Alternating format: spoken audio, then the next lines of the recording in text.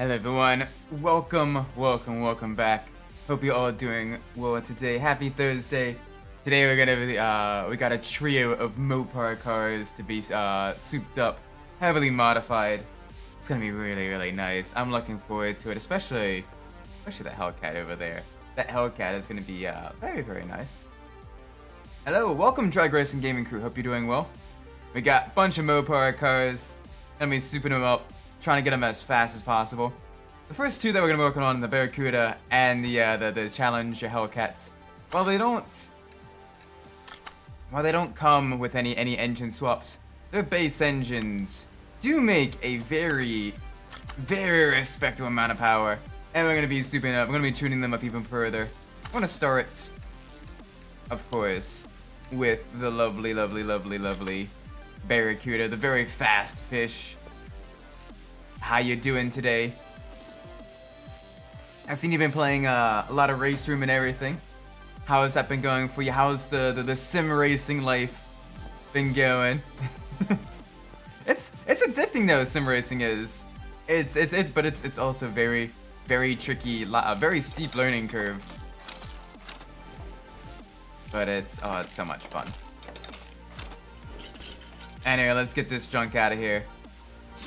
Honestly, these wheels might be good enough that we could save them without... My pedal's already broke now. How are they already broke? Oh my gosh.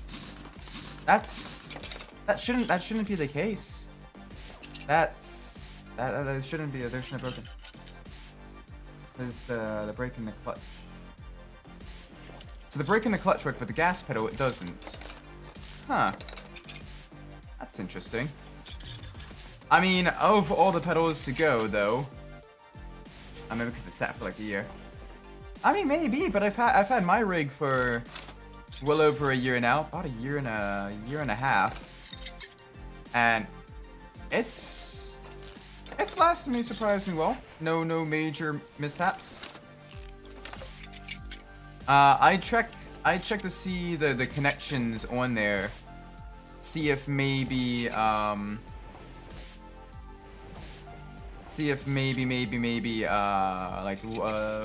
of the cables is disconnected or it has a loose connection.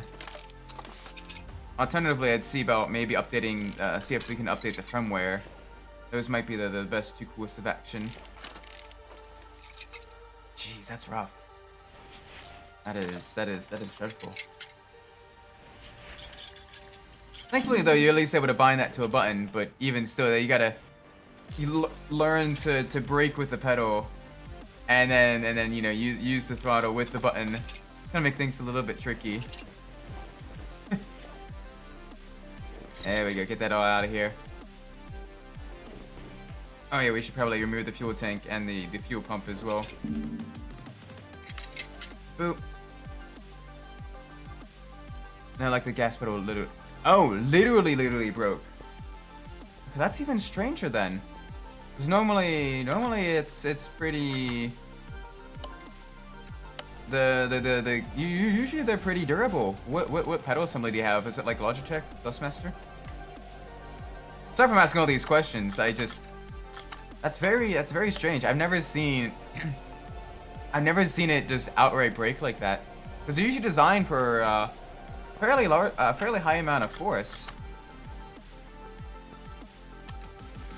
So that is very strange. Nice. I got all those restored. All right.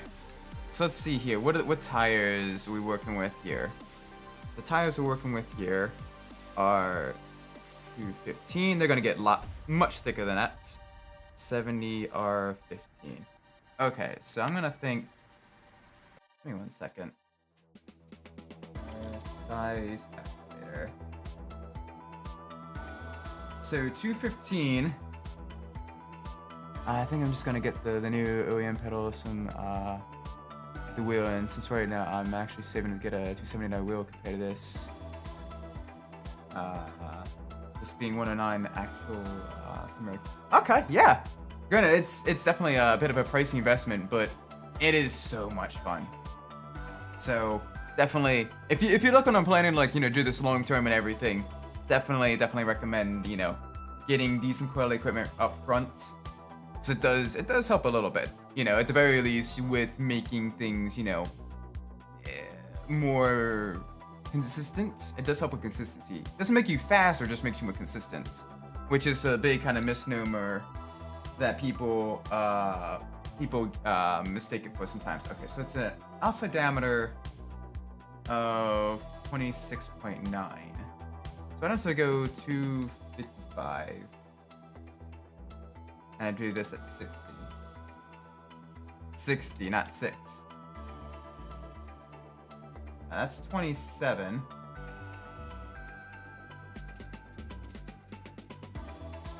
Okay, so I want 255/60 as my thing for the tires. So let's go purchase those tires. Tire shop. We want the drag slick tire B. Actually playing Race Room right now. Oh, nice! What series? A couple of my friends that also do streaming do Race Room and stuff. They've been trying to get me in on that, but right now I've been mainly focusing on ACC, Sotto Corsa Competizione. And 60. There we go. Let's make it a little bit thicker. And I can install these right here. There we go. Get it a little bit thicker. Hello, welcome, Mr. Midnight. Hope you're doing well. Hope everything is good with you. Oop. I'm not in any championships, so just do single. Just single player. Okay. I mean, that's still good too. It kind of helps you get acclimated to the controls and everything. Like I said, sim racing is a huge a very steep learning curve. So it is good to kind of mess around in single player, kind of learn, get more acquainted with the vehicles and everything, kind of figure out how fast you can go around the track and everything. One thing I definitely recommend is looking up like lap guide runs and everything if you can find them. Those are really helpful. That kind of helped me accelerate my learning in Sotto Corsa Competizione, because I'm like, oh, okay, they're braking at this point, they're looking at this for references and everything. Playing more underground. Nice. How far are you in on that? Probably quite far. Alright, we want a rear shock absorber Bravo. Just unlock the 350Z. Nice. That one's really solid for the drag racing and decent for circuit racing. It's a bit heavy in the drift events though, but it's still a solid vehicle. Very nice. Plus also, Melissa's 350Z is definitely a slept-on main character car in the Need for Speed games as well, because that looks really sick. Alright, where were we getting? Oh yeah, shocks. Rear shock absorber. That's front. Where's the rear? There's the rear. Boop. And then the bushings. We want small rubber bushings or regular bushings? Small rubber bushings. So are you still with the the RX-7 is definitely among the best overall vehicles in the game. And you unlock it surprisingly early for the performance level it's at as well. Like, it is very nice vehicle. So if you unlock the 350Z, so you're probably right around, what, event like 60, event 70, I think? Probably around that range. It's been a little while since I've last played Need for Speed Underground. I'm trying to remember when exactly most of the vehicles get unlocked. But the RX-7 for the racing, for pretty much everything, is just a very good choice. Whether it be the circuit racing or the drifting, what have you. It is nice. Currently at 76 at 11. Okay, I wasn't too far off. Definitely wasn't too far off. Sweet. Are you ready for event 95? That's gonna be a fun one.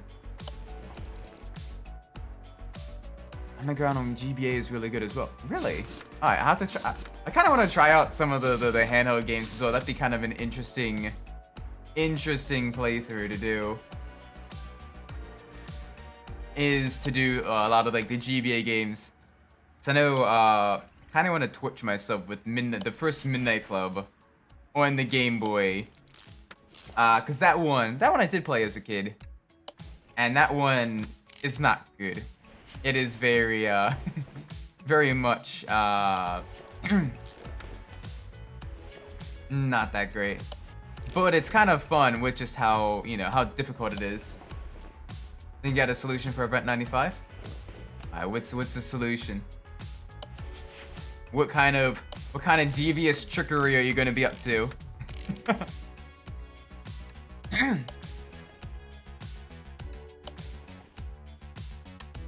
No items to work with. Uh-oh. Did I not balance this one? I did not. Naughty, naughty Isaac.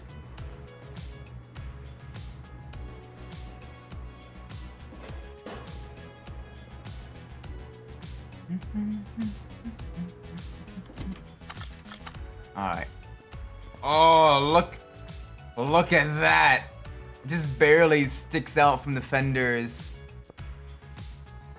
Oh, that is gonna be sick. Take off all the power parts and pick the Skyline. Just to get maximum grip. And you just, you know, okay. It's a solid, that is a solid option right there. Because then the AI is going to detune their vehicles to scale down with your car. But the Skyline is still one of the faster stock cars in the game. So yeah, that is an option. I should probably, now that I think about it, I should probably drain the engine of oil. Let's see if we can be drained of oil. Alright, no oil in there. Let's clean out the interior as well. Boop.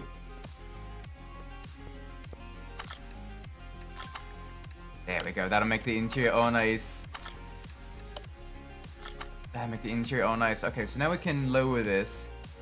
I want to see how the fitment looks with the car all down on the ground. Or at least lower. It doesn't clip through, but it's close. It is very, very, very close. Oh my gosh. Anyway, let's get the cherry picker over here. So that we can get the Hemi engine out. This is my slowest run yet with the button because it's part of the pedals. Yeah, it is. You'll see just how difficult it is in Sims, and how much, you know, arcade racers kind of, you know, help you out behind the scenes when you once you begin kind of playing with buttons versus pedals and wheels. It is like a night and day difference. Granted, there are some people I know that are genuinely fast, even on controller. Or there's one guy in my racing league that races with mouse and keyboard and is actually like one of the fastest. He's just built different, I guess. I tried playing ACC with controller and it did not go well. Drag racing in the early tuning Need for Speed games is the worst. Yeah. Like, it's a little bit better in Underground 2 compared to Underground 1 because you can kind of adjust gear ratios and everything. You can kind of, you know, really kind of, you know, adjust the vehicle to get every single ounce of performance out of it. And the AI aren't nearly as cheatsy as in Underground 2. As in Underground 1, sorry. But it is still tough. Honestly, all of the black box era drag racing is definitely some of the most difficult types of racing in the Need for Speed games, with the exception of maybe Pro Street. Pro Street's a lot more manageable. With the exception of the race events at the Autobahn, because you have those center dividers, and the vehicles, when they're fully tuned, like to kind of jump left or right just a little bit. And when your wheels are up in the air, you either gotta get off of the throttle, or you need to just, you know, get lucky and have it not go into the center barriers and total your vehicle.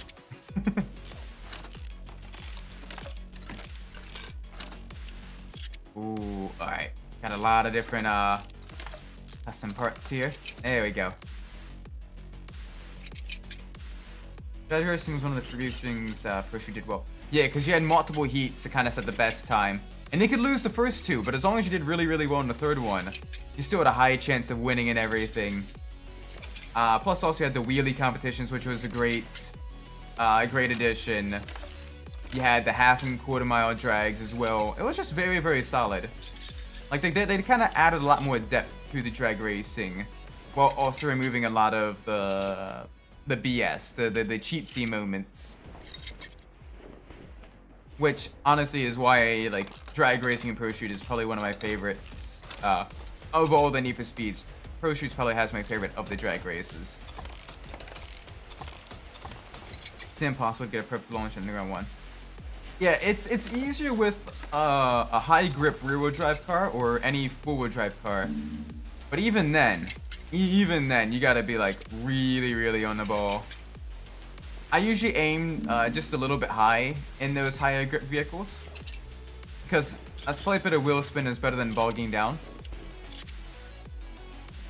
But yeah, it's not easy. Very, very rarely do you win drag races on the first try, unless you really, unless you're up against a bunch of front wheel drive cars, or you're you know, get lucky. Basically, that's what you need to to win on your first try a drag race, is to get lucky or to go up against a bunch of front wheel drive cars. Because front wheel drive cars in Underground 1 are absolutely terrible for drag racing. You get massive amounts of wheel spin by not even mid game, and it's just, oh, it is terrible. Like, as good as front-wheel drive cars are in every other type of event, ironically enough, especially for drifting, they're terrible in drag racing. Like, no matter how much you tune them or like what kind of front-wheel drive car you pick, it will spin the wheels all the way up through midway through second gear, and that is a lot of time you're just leaving on the table that faster four-wheel drive and rear-wheel drive cars can, you know, use to their advantage. There we go. Let's get all of that out of there.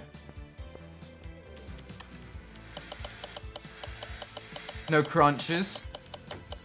No crunches. Nice, nice, nice. Ooh. Alright, that is one crunch. Hopefully not a bad crunch. Alright, so that's in perfect condition. Crankshaft's in perfect condition. Okay, let's start getting some of the components for the tuning shop. Alright, so, ooh, Fiat overhead valve C. Fiat overhead valve C, okay. Right, because you can see here, it's got the hemi pistons, the hemispherical pistons. It's got those types. So let's get these. And we need these piston rings. Boop. Nice. There we go. This should help increase the power. So it's an additional 1.3 or 1.13% power increase for every one of these we add in, with already a 400-ish horsepower baseline. So each one of these, we're adding 4 more horsepower, give or take. And there's 8 of them. So that's a solid 32 extra horsepower right there. That's not too shabby. That is not shabby at all. And because most of the components in the engine were in really, really good condition, with only one crunch, you can see that there. One of the camshaft bearing caps, not camshaft, crankshaft bearing caps, being broken. We're doing quite well for ourselves. So let's get this all put together. Let's get the drivetrain stuff as well while we're in here.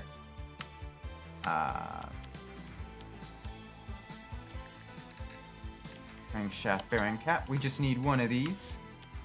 There we go. I'm excited for this though. Full-on shaker Hemi on the Barracuda. We're gonna only put the drag sticks in the back for aesthetic purposes, but oh, it's gonna sound, it's gonna drive so good. You, and you, and we need the clutch release bearing as well. There we go. That's another 2-3%. Just steadily bumping up the power. 4-ish horsepower at a time. Nice. Alright, let's rotate the engine around. Right now we have a solid... Nope, wrong way. Alright. So we need... overhead valve H. Overhead valve H.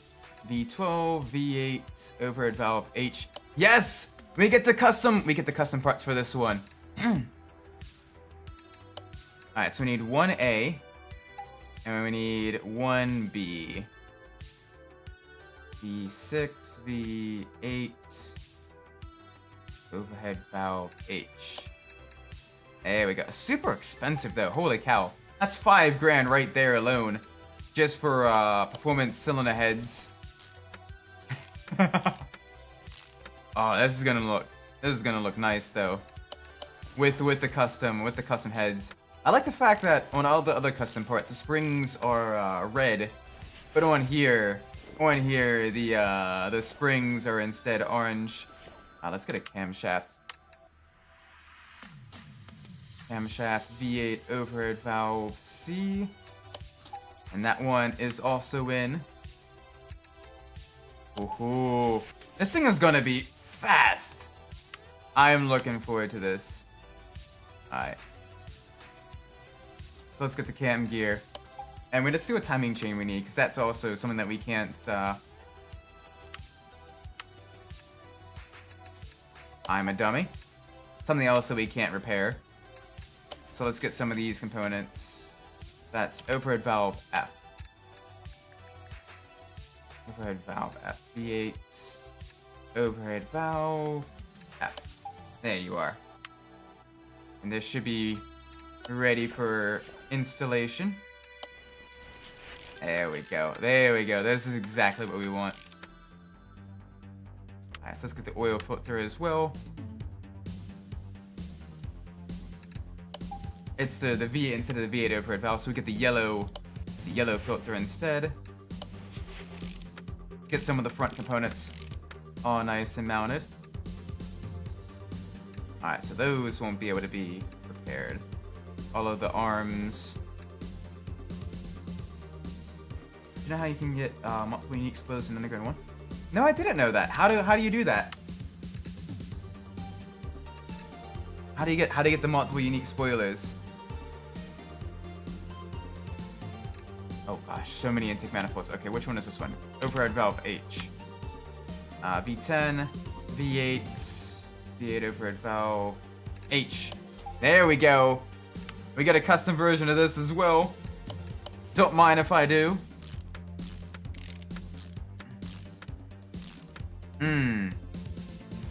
Nice. Alright, let's get the carburetors as well. Carburetor A. And we need a carburetor B as well. Yes. Dual barrel carbs. Going on. Absolutely lovely. Probably should have put the other one on first so that you can kind of, mount that, but oh well. Cool. Alright. Let's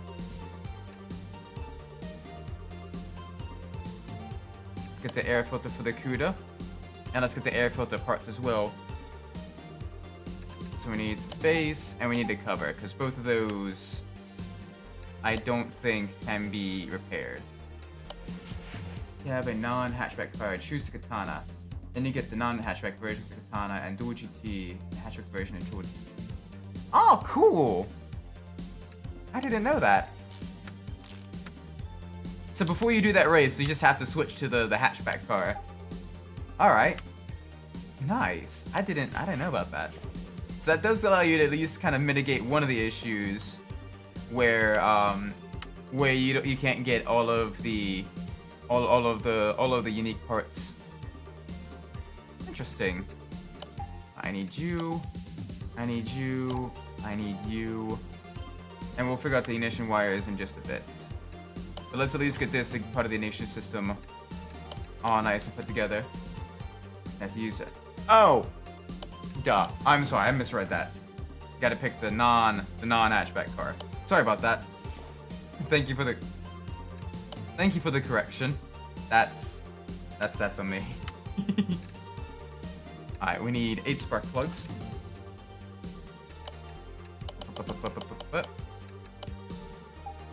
That's nice though.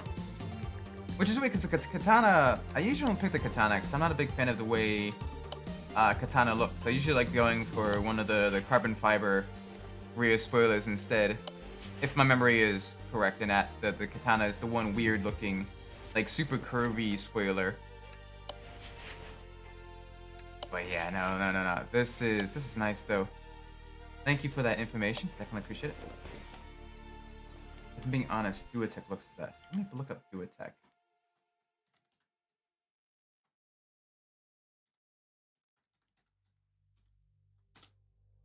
Duotech spoiler.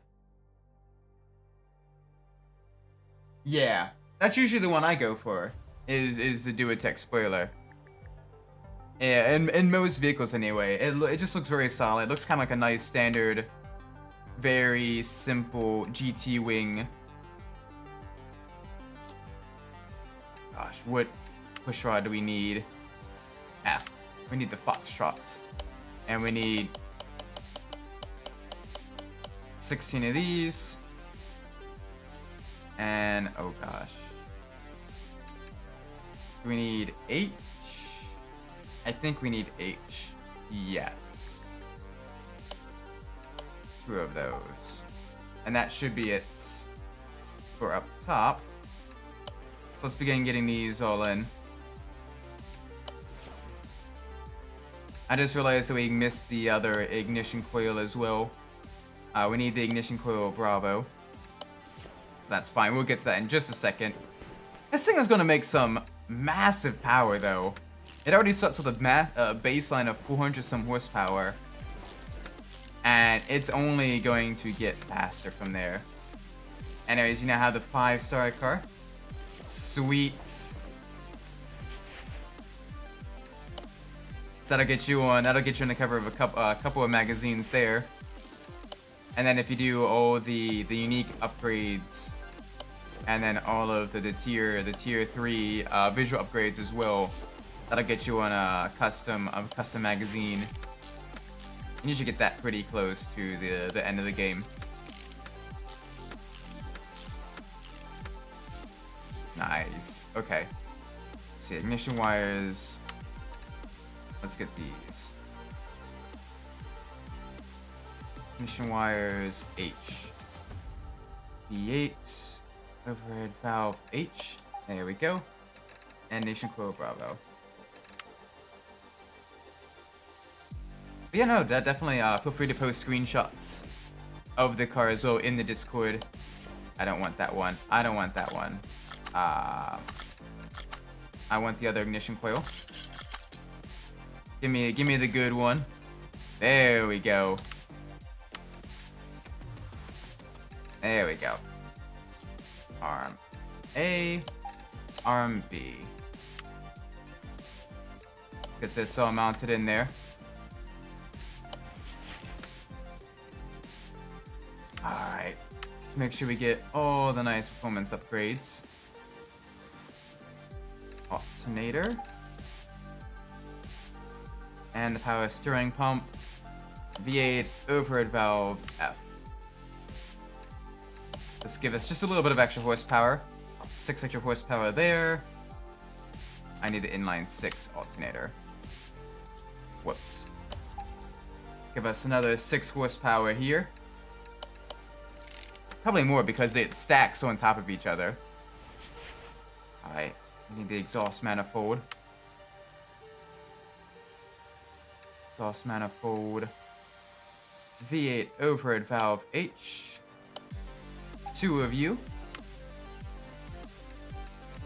Yeah, a full 5% increase in the horsepower there. Nice. So literally 20 horsepower just from these alone. Don't mind if I do have those in there. Yes, please. Alright, we need... Where is it? There's one other filter. There it is, the fuel filter. Get that fuel filter. It'll only be about another 2 horsepower, but every little bit helps. Alright, now let's get the standard stuff. We need the water pump pulley and the which crankshaft pulley do we need? Standard one. Cool. You mentioned that you won't be able to change the color of the non-hatchback food you do the split. Okay, so we gotta make sure that you have the color that you want kind of set in stone, more or less. Okay.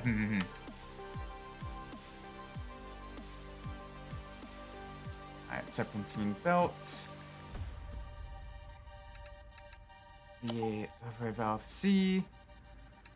And V8 overhead valve C. There we go. This should allow us to get this all nice and put together. Oh, and the radiator fan.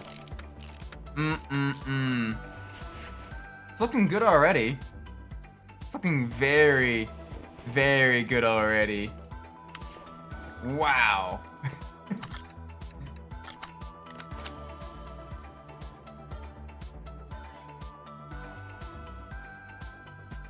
So let's get this nice and boom. That's gonna be our lovely... Oh, this is gonna be great. Wait, I think you can overcome if you change to another spoiler and change the color. Oh, okay. That is awesome. So then you could basically get 2 spoilers for the price of 1. No downsides there. That is sweet. Missing something else. What else am I missing in here? Oh, there it is. I was wondering where the brake servo was. There's the brakes. There's the brake servo. Alright, let's charge that battery. Let's try to get everything else repaired as well. This is looking good so far, though. This is looking really, really nice. Car is coming together very quickly. Getting absolutely beautiful. This is what happens when you get from the auction, as opposed to just the like a barn find or a junkyard find. Is the car itself is already in much better condition, so you can kind of have a higher chance of being able to repair stuff instead of just needing to buy it from scratch. Oh yeah. Alright, let's get that exhaust system. Let's get that custom transmission as well. Let's put a 6-speed. Let's put a 6-speed in here. Oh gosh, way too far away. Way too close. Dial it back just a little bit. Overhead valve F.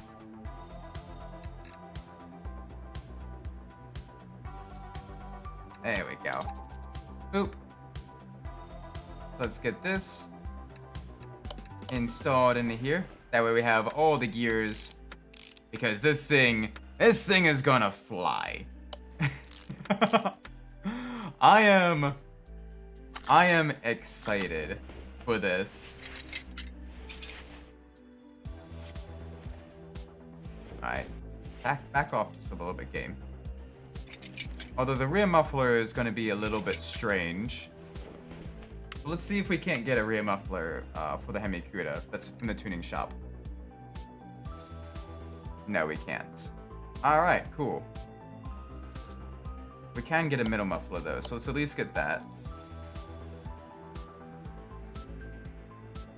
Taking my fastest class to do a hill climb. Oh, sweet.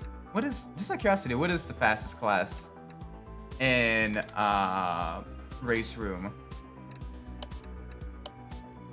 I'm not as familiar with race room. All I know is that a bunch of friends of mine play it and stream it and everything. But I'm not nearly as familiar with the game as I probably should be. I know it's basically kind of a freemium game where it's free to play, but like the expansions and everything, fast as you own is 2. Ooh, nice. That's gonna be interesting with the hill climb. High downforce, high power, super lightweight, but it's gonna be very squirrely. Get over valve alpha. All right.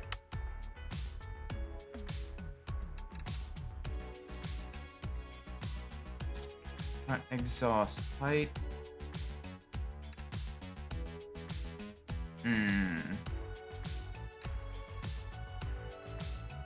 I don't think we have that. Double check. Front exhaust pipe, V8 overhead valve. Front exhaust pipe.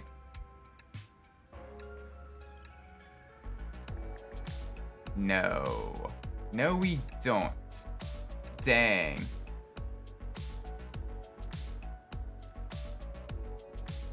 So that's a little bit of power that we're missing out on. Which is a shame.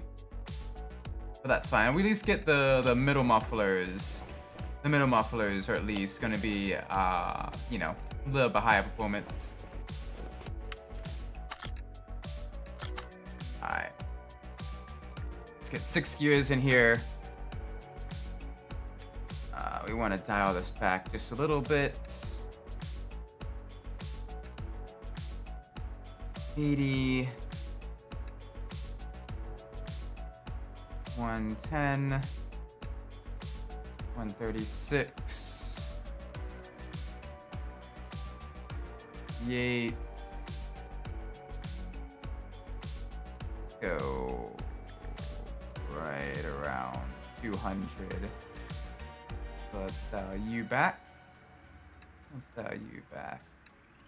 You and you. There we go.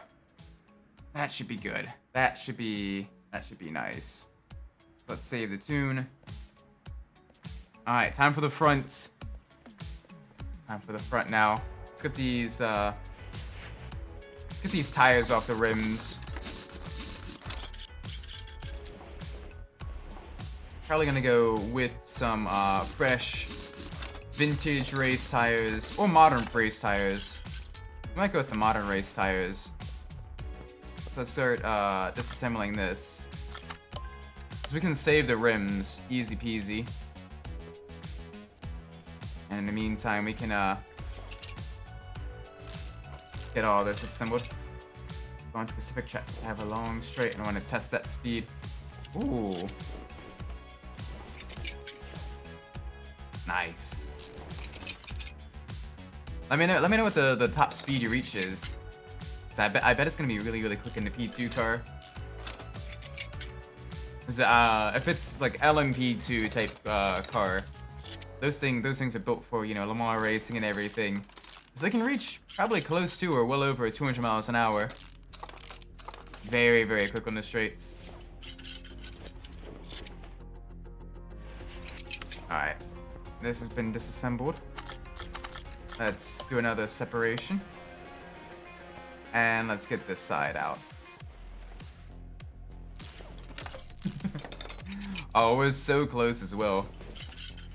I wanna test the I can't wait to see how much power this thing makes.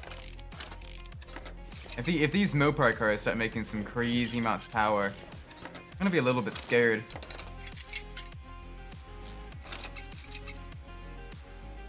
There's a Swaber N-Link Bravo. And it is a Swaber Bravo as well, because it is a classic muscle car. And that uses the Bravo It frequently uses the Bravo sway bars in the suspension.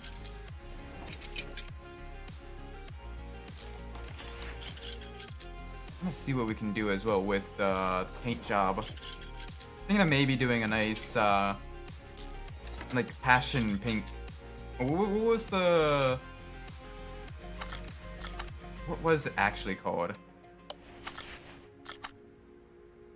It was something like Pink Panther, maybe?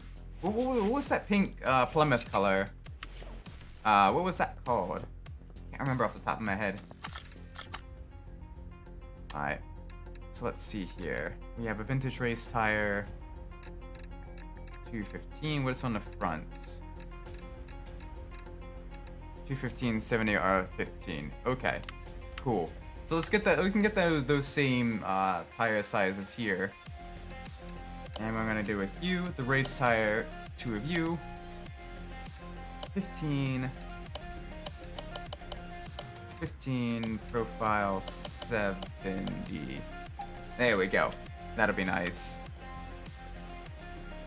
So we can start. Nope. Let's work on repairing the rims first. Oh, I hope that wasn't the rim. Hope that wasn't the rim. No, okay, good. That wasn't the rim. Alright, in the meantime, let's do shock, double wishbone, shock absorber, 2 of you, 2 front shock absorber caps, and then the spring. So let's get this all put together. Ooh. Nice. Take that, balance you.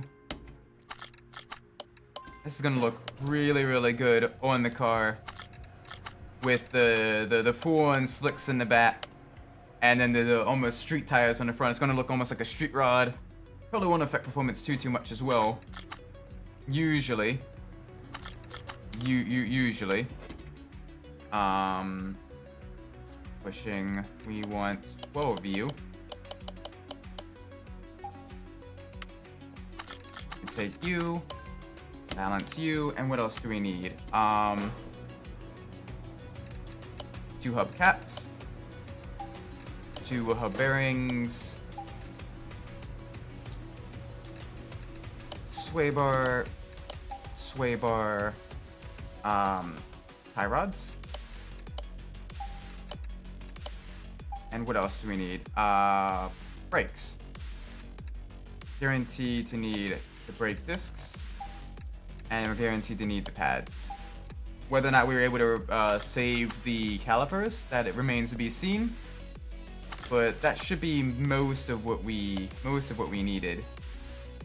So let's begin getting this all in here. There we go. There we go. This is gonna look real nice. I already checked the body panels and everything are in perfect condition. The frame's in good condition. Actually, that's also in perfect condition. So now we can focus entirely on just getting the rest of the mechanical components in, giving it a fresh coat of paint, some new license plates, because, you know, that'll be very, very nice.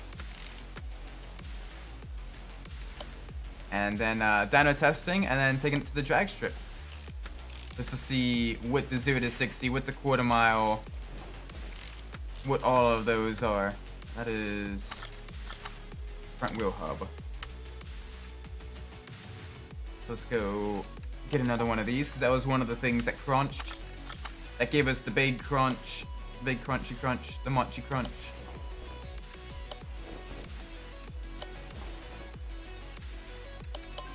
There we go. That's gonna look real nice on there.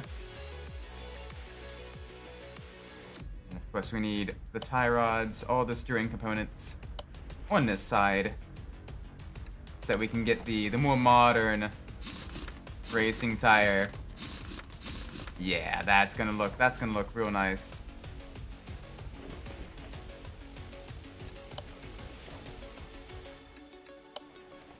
We probably should have gone with the drag sticks that don't have the writing on the back, but I was probably very dumb in that part. That's still gonna look good though. Still gonna perform lovely. Still gonna perform very, very nice.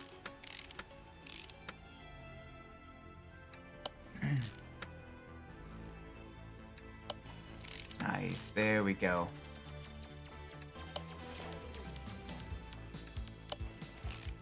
Boop, boop, boop. Make sure we get all of this in.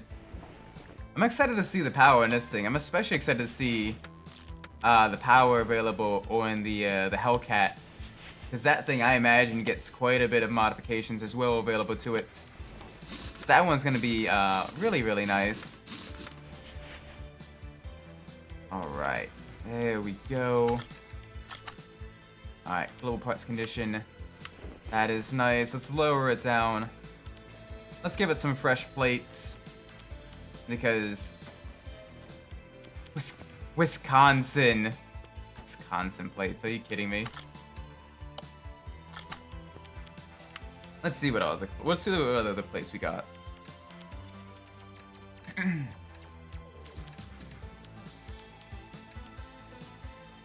Colorado. Give it Delaware plates. Do we have Massachusetts plates? No, we don't. Oh, yeah, there we go. Yeah, we do. Also have Maine.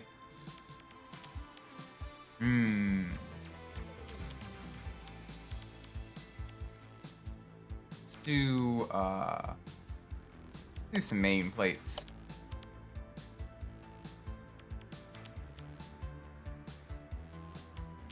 Fast fish. Oop. 2 of you.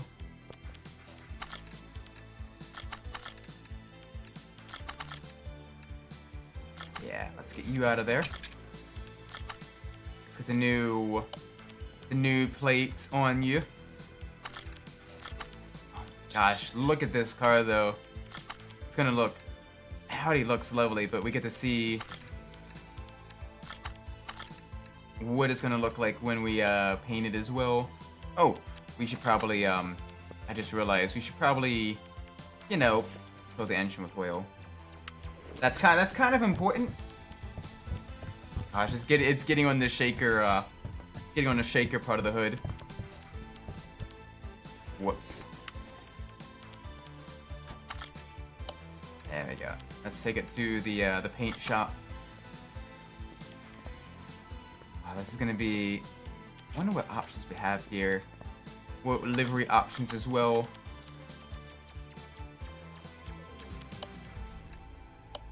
Alright, so we have the Hemi. We have the white version of the Hemi. Okay, so we have 2 different versions of the Hemi. And a whole bunch of color options here. Trying to remember, did the blue...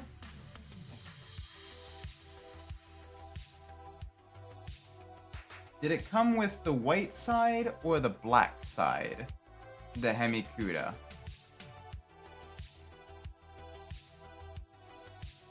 It looks like it came with either or.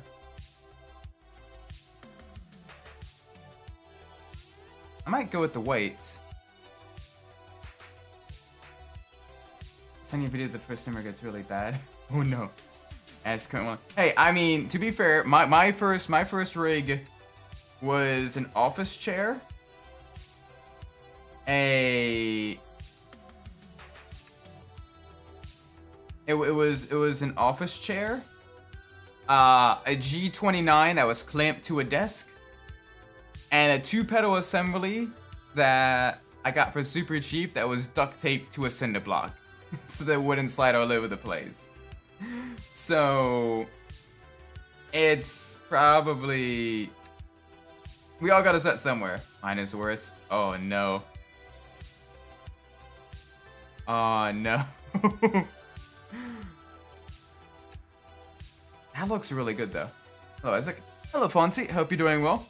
We got the lovely kind of lighter blue, almost kind of ocean blue Hemi Barracuda that we just finished restoring. Oh, that looks nice. And let's move it to the dyno. We did a full tune on it as well. Full engine rebuild. This thing is mint condition. And I want to see that power. How you doing though today? I think you said you had a race either today or tomorrow in the car of tomorrow. So if you've done that, how was it? If you haven't, good luck on that. Alright, let's see. Oh, the sound. The sound!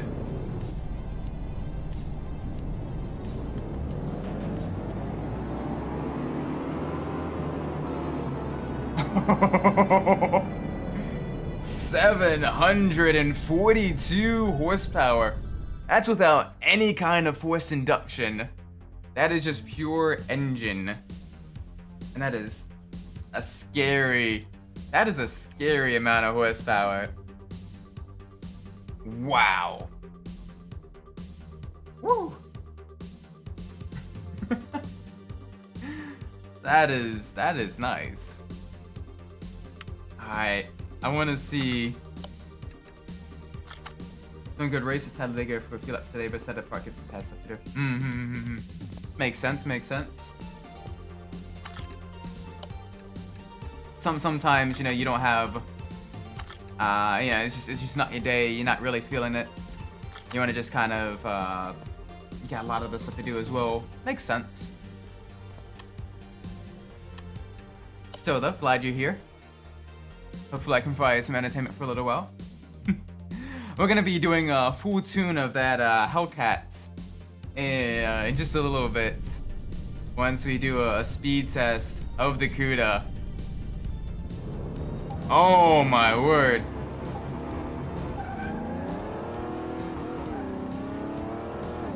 Jeez. It's got some speed.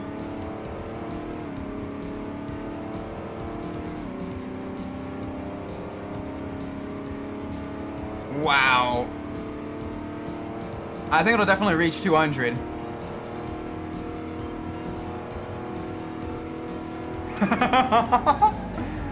Just barely at 200 miles an hour. Wow. Also, it's a sim racing race. I also do street BMX, not BMX racing. I saw that too though. Nice. We're racing tomorrow night at Homestead in the 1970 cars. Tomorrow though, so that's something. Yeah, definitely. The Homestead, the old or the new Homestead. The old one that was kind of similar to like a mini Indianapolis, or the newer Homestead that has the higher banking.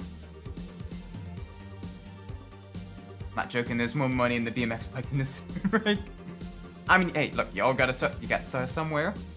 You know, sometimes you need to kind of, you know, just need someone to help test the waters and everything before you want to fully commit. I totally get that. New Homestead. Ah, okay. Nice. So that should be an interesting one to race on, especially in the older vehicles. Probably easier than the old Homestead where it has the whatchamacallit, my mind is blinking. The sharper corners and everything. Probably but easier to keep a flow going in those older vehicles, the 70 cars. This is...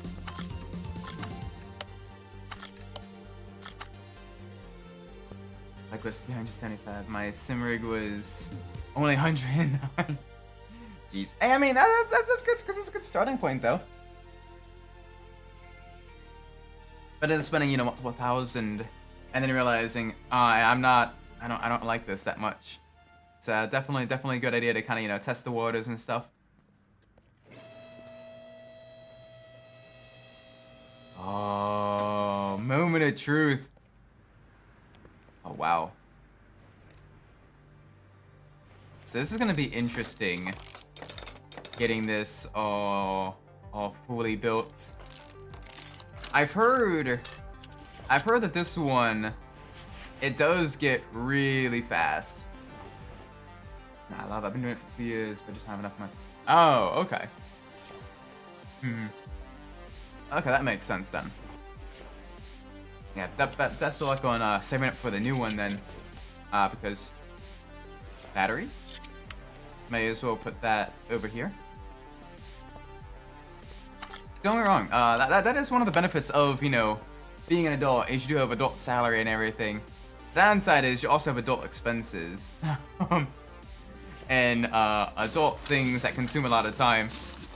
So there are a few days where I'm like, oh man, I wanna do the racing the sim rig and everything, or I want a game, but you have other things to take care of, other obligations.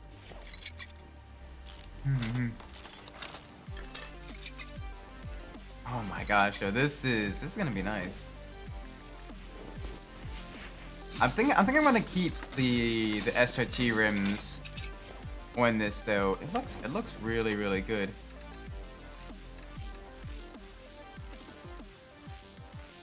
Literally as broke as a car. I mean that definitely changes with age though. Yeah, that's why you stay in school, you make sure you study and everything like that. You go to you can obviously go to college for like meaningful degree or go into the trades and stuff like that. Definitely gotta be smart with money in the earlier years, but the smarter you are with money in the earlier years, the easier it gets in the later years.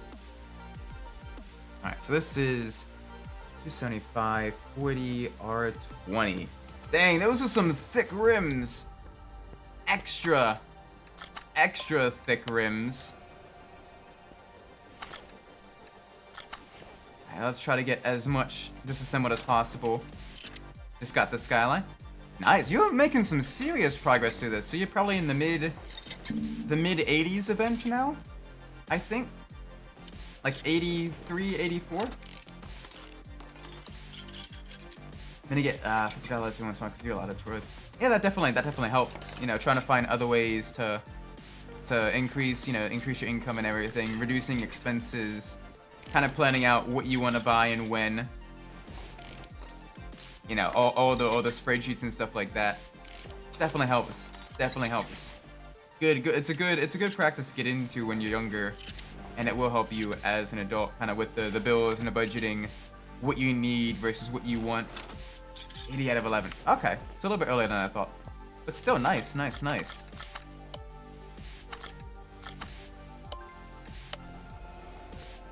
gosh, this thing is near mint already. But we're gonna be fully turning into a fully fledged drag racing machine. I'm a little bit scared with this one. I'm hoping it doesn't just it's like, oh, you thought there was gonna be an actual performance parts with this engine? Ha, you wish. 700 horsepower is enough. But I've heard this one can easily get into the 1,000 horsepower range. So definitely want to try that out. Definitely want to try that. This might be the most powerful vehicle we've tuned on stream. Now I want to get myself a new sim rig before 2025. It's good. It's good. Kind of one year plan. At the very least, best thing to do is kind of start replacing parts that you need first, like the pedal assembly. Maybe get a new wheel that you can kind of clamp onto a desk, and then from there begin saving up for like the frame and the seat and everything afterwards. Because you can definitely make do with an office chair and everything like that, as long as the other equipment is okay enough. Like that's that's kind of how I started out, and it worked well enough. And it wasn't until big engineering job and everything that got the actual rig, the full-on rig. Be warned though, they do take up a lot of space, so make sure you know where you're going to be putting that as well. Unless you're getting one of those folding types, which those are solid as well. This is 20 width 270. Jeez, this is a huge tire. 40. There we go.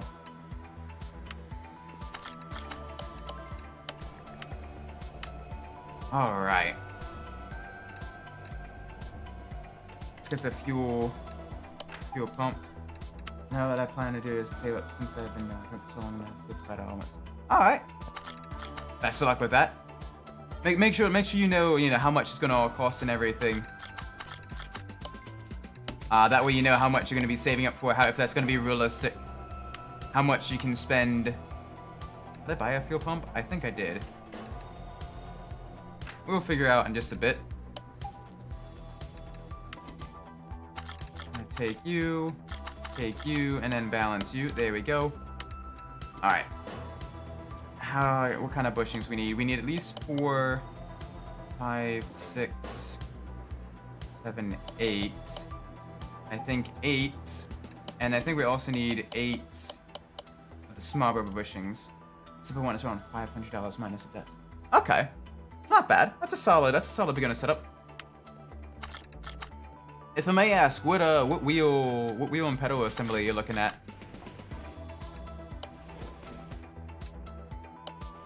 Because I've got the Thrustmaster T248 with the 3-pedal assembly, and that's very, very solid as well. Other option as well is to look at when things are on sale and see if you have enough to buy certain things when they are a bit cheaper. Save some money in the long run. Here's sway bar Bravo. We need you. That's pretty cheap, but let's go from what I know. It says PXN. PXN. Okay. Shouldn't be too bad.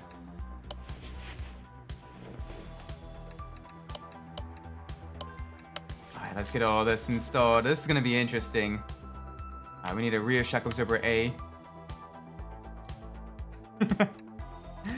That's a front shock absorber. Let's get the rear shock absorber, please, Isaac. The multi-link rear suspension is always just a little bit confusing. Trying to remember exactly how much of each is needed. There's so much going on with this. Thankfully, no crunches.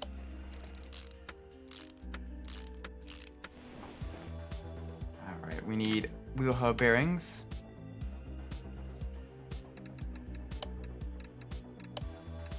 There we go. So I'm just gonna keep my old steering wheel for like drifting and stuff. Makes sense. If you're gonna be a bit rougher with that, may as well, use that for that type of stuff. Plus, if it's not broke, but it's also PXN. Oh, okay. Sweet. So it should, in theory, I'm not as familiar with PXN stuff, but it should then have some level of compatibility, which is good. Because I know a lot of like Thrustmaster stuff all talks to each other, which is nice because it does allow for the modability. Alright, we need sway bar rear end length. We're forgetting some of this stuff. There we go. Get this all put together. We're gonna need a spring cap. Okay, spring caps are good. We need a shock and a spring. So let's get the rear spring here. And let's get the shock as well. The shock cap. And this should be very, very nice. Getting closer to getting this all put together. There we go. Alright, that side is solid now. Yes. Oop. Alright, now onto the driver's side. I don't think I'm missing anything here. It's easy to get lost in the sauce here and end up missing a component or two. Just because of the craziness of just how much of a mess, how much of a spaghetti of a system this is. I'll also minus a PC because I'm gonna get like a PC and looking at this one $500 itself. Like a full-on like desktop PC or like a laptop. Because in that aspect, you might be better off saving up and then building a rig, like a full-on desktop. If you're gonna be doing the sim racing and everything. or at the very least, kind of making do with the current PC until you get enough for, you know, a big jump. It's gonna be a full PC straight ahead laptop. Okay. Okay. Should still be able to run some of the stuff, depending on what kind of graphics card you're going for, and all of that. I know prices have gone down since I've built my PC. A little over 2 years ago now, something like that. I think it's coming up on 2 years since I've had this PC. It served me really well. So I think I started streaming just under a year since I built it, just kind of doing stress tests on it and everything. And then, yeah.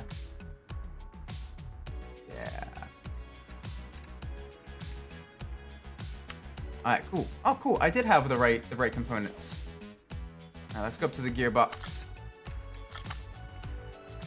Let's get that starter out of there. There we go. There we go. Let's see what all this will need. Kind of scared. I can't imagine that this is gonna have oil in it, but always good to double check. Yeah, nothing. Cool.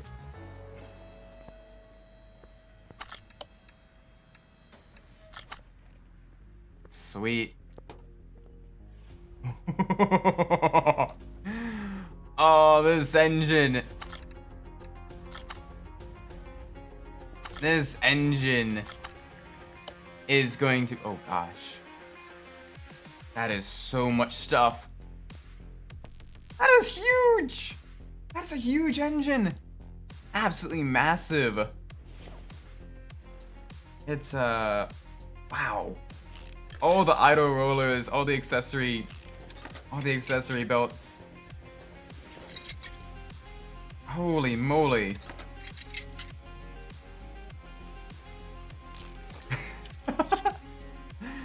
Jeez, very different than the previous engine we were working on, where it was, you know, not a whole lot of accessories, very simple belt pathing. Not a whole lot going on with it. This, it's like, you gotta dig through just to get to the engine. Wow. All the bolts as well. Oh my word. Oh man, hopefully this thing has a decent amount of parts available for it. Yeah, but I sent you a picture of my bike, the street bike and the race bike. Yeah, definitely. I have to check that out after the stream. Oh my word. Supercharger. What else is here? Oh, the supercharger pulley. There we go. Holy moly, so many bolts on the supercharger here. I hope this thing makes a lot of power. I hope there's a lot of upgrades for it. I want there to be so many upgrades. Oh, it's got the twin spark system as well. So that's gonna be interesting. For those of you that don't know, twin spark is basically where you have 2 spark plugs per cylinder instead of 1. So you get a little bit more ignition, a little bit better, cleaner burning of the fuel. At least a little bit more complete combustion. And yeah, oh my word. They did not spare an expense when they built this engine. And neither are we, because we're going to make it even faster. If that's even possible. If that's even possible. Oh gosh. The push rods are all crooked as well. Interesting. Random question, would you recommend it for a beginner setup just to anybody? What would you recommend as a beginner setup? Well, you can't go wrong with the G29. It's got a solid selection of buttons, which is good if you're using sort of the more like GT and like prototype race cars and everything that require adjustments, you know, mid-race and everything like that. You can usually get one used in good condition for really, really cheap. It is Logitech, so there is usually quite a bit of, it's usually fairly plug and play. Maybe a firmware update or two. Usually talks with most Logitech 2 or 3 pedal assemblies, depending if you want a clutch. And then just, you know, there are schematics out there for home-built like PVC rigs that you can build for like, you know, about $100-ish from Home Depot. If you have all the tools, might be worth looking into as well. And then you could probably find a used seats online.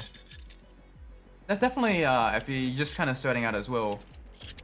Definitely look at, you know, like the Amazon or like Facebook Marketplace for like used good condition sim rig stuff. Because oftentimes, you know, you can usually find stuff in good condition for relatively cheap. Just gotta make sure that, you know, it works and everything in it. That's the hard part, is getting a trusted seller.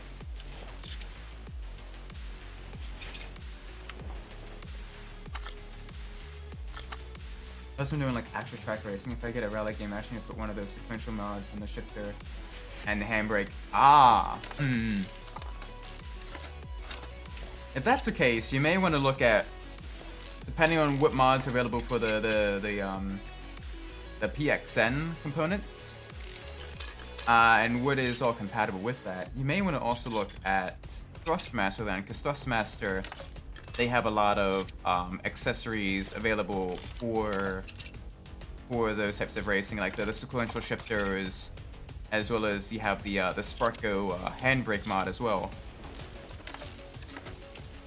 And those are a bit pricier. They're definitely kind of going up the price range when you're going to like some of the Thrustmaster stuff. But I can at least you know, as someone who does it semi-regularly and is of a moderate skill level, it's you can't go wrong with it. You can't go wrong with Thrustmaster.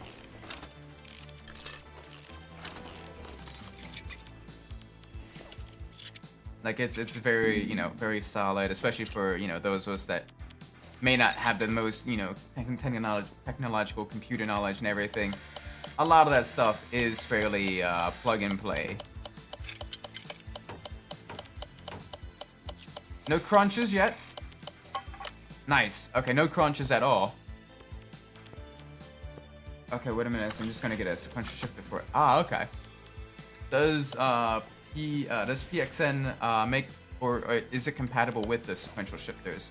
Sometimes you do gotta worry about compatibility issues as well. If some pieces of equipment don't talk to other pieces, unless you're running some very unique software, or like, you know, software to get around that, or other third-party hardware to get around that, it can be a little bit tricky. I mean, look. Yeah, definitely a good idea to kind of piece together exactly what you want, and then figure out, you know, what it'll cost as well.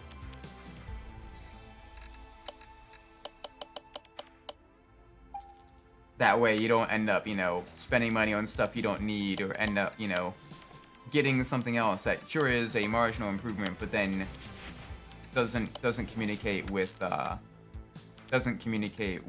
you know, what else you want to add on as well later on. Like I said, I'm not nearly as familiar with the PXN stuff, so that might be something to do a little bit of research on. I know the r/simracing community on Reddit usually pretty helpful with people looking for rig builds as well. I went to them for advice for my first build, making sure like, hey, will this all communicate with each other? Anything else I'm missing? Anything else you recommend? and they were usually pretty helpful, pretty quick at getting back to me within like 24 hours. I had quite a couple responses of people, you know, saying, you know, give me feedback and everything what I need. So definitely recommend using that as a resource as well.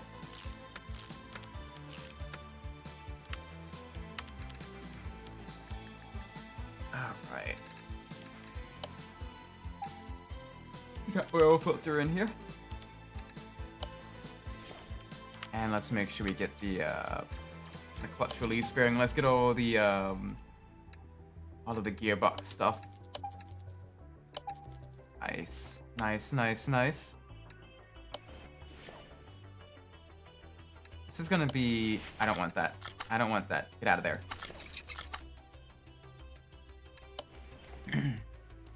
It's gonna be very interesting seeing what all becomes of this, how fast it'll go. I'm genuinely scared with the performance of this thing.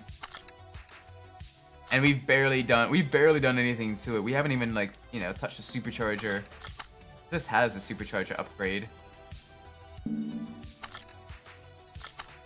Alright, we need... Okay, so it's a V8 overhead valve A. Alright, so we do have that. Nice. Oh! There's an upgrade for the supercharger!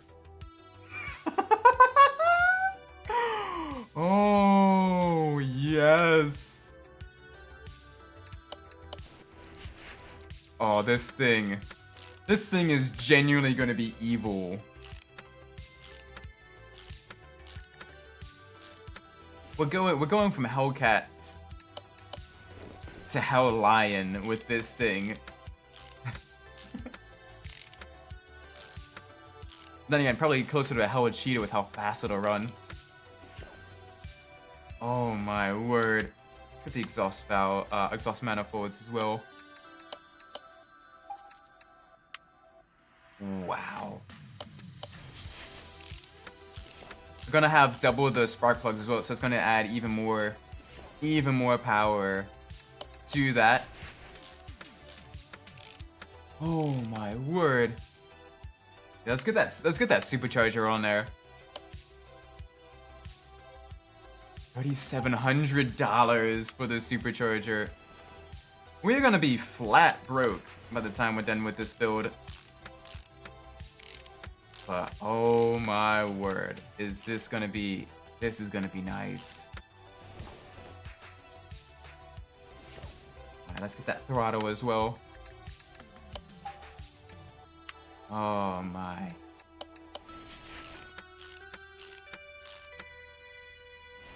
Wow. Let's get these fuel rails. Two of you. Oh, this is kind of scary. This is very scary. The amount of customizability on this vehicle. Dodge definitely wanted people to tune the Hellcat in this game to see just how scary this car gets in full tuning trim.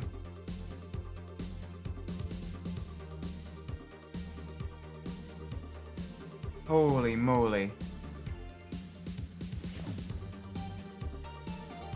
Alright, let's get the spark plugs. Ignition coil. We're gonna need, what, 8 of these? Yeah, 8. I'm actually looking at the PX in V instead of what I have with the V9. Let me look at it in a second. PXN V.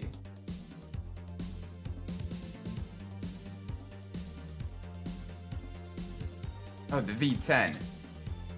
PXN V10.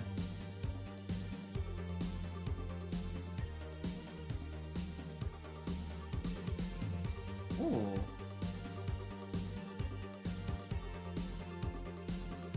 Must be like operation. Huh. Interesting. Interesting. And it comes with the gated shifter right from the package.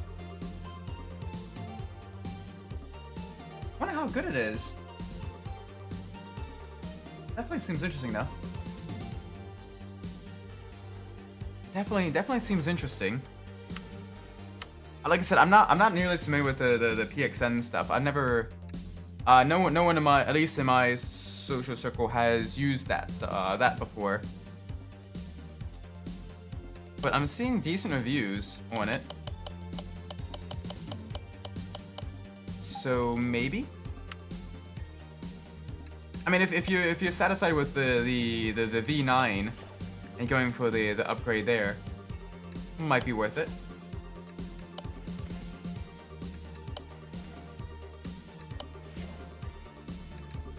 Though for not that much more expensive, you could definitely get a solid Logitech or Thrustmaster wheel and pedal assembly and everything. So definitely shop around, compare your options, 100%. Alright, the push rod. Push rod. Okay. And we need 16 of you. Holy moly. These are gonna be interesting. Most of the top end of the engine has been rebuilt, so now we just need to focus on the front end after this. I need a rocker arm as well. Rocker arm. And we want this one, the K. Do you research on the version 10? Yeah, definitely. Make sure you read lots of, reviews and everything. Compare the features compared to the V9, because the V9 wheel still works. And it's not that much different than the V10. You might be able to save a bit of money by just getting a newer pedal assembly. And then that's money that you can then put towards, improving the rig and the seat and everything like that. At least that is an option for you. Something to consider.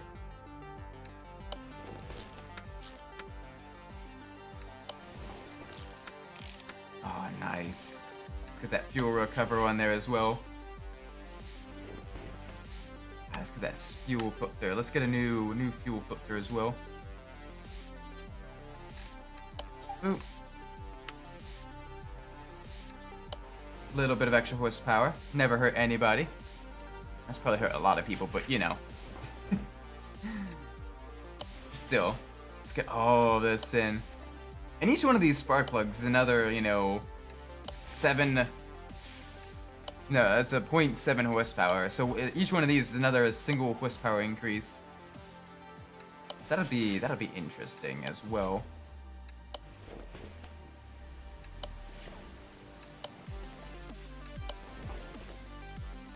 Alright. And we need these in here. Oh my gosh, this thing's gonna be quite fast. With as much as you can upgrade this, I'm a little bit scared. As a supercharger alone, because that's plus 10%, that's gonna be a 70 horsepower increase from the supercharger alone. So with that, combined with all the other performance adders, all the other power adders, like each one of these is about 5 horsepower added. So it's gonna be a little bit scary. We still gotta rebuild the front suspension. No replacement for displacement, especially when you have displacement and a giant supercharger. Welcome, Gabriel. Hope you're doing well today. Oh, we didn't even get the camshaft yet.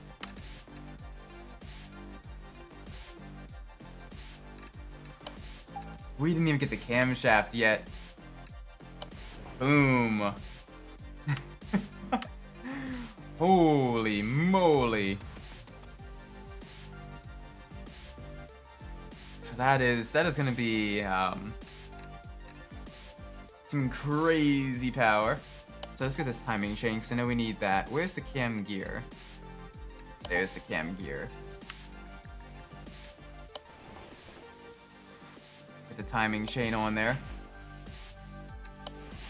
Chop, chop, chop, chop. I'm going as fast as we can on this build. And it's gonna be even faster when we're done with it. Holy cow. I'm a little bit scared for the sheer amount of power that this thing is gonna have. But at the same time, I'm grossly fascinated with what the limit is on the power. So that's that, and then what's our stirring pump? Inline 4 Bravo. Despite this massive engine, it uses an inline 4 power steering pump. There we go. Get the custom alternator as well. Alternator alone is increasing horsepower by 10. Alright, we need a bunch of idle rollers. 1, 2, 3, 4, 5, 6 of you.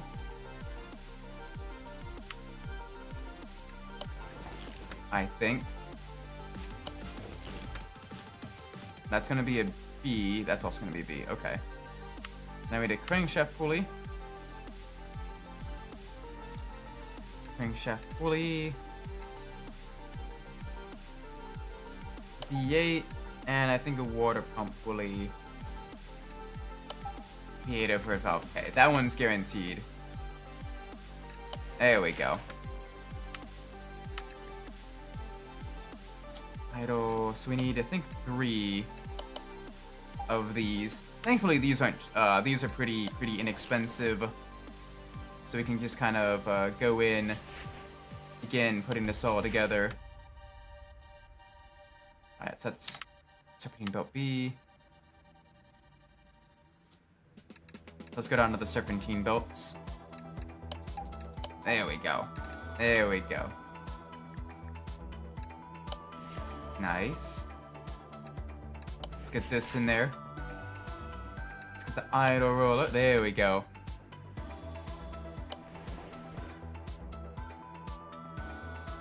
Nice. Okay, so we had a little bit too many idle roller A's.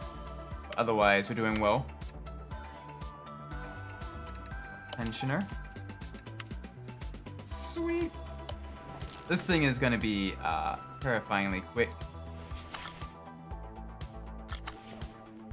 Are you missing anything else? I don't think so. We got the custom supercharger on it as well. So this is oh man.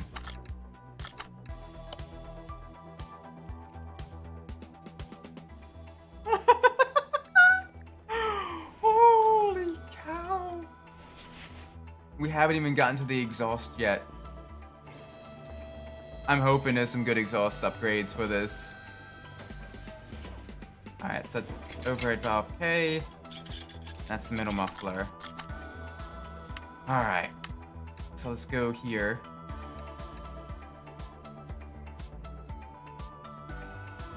And, oh, okay.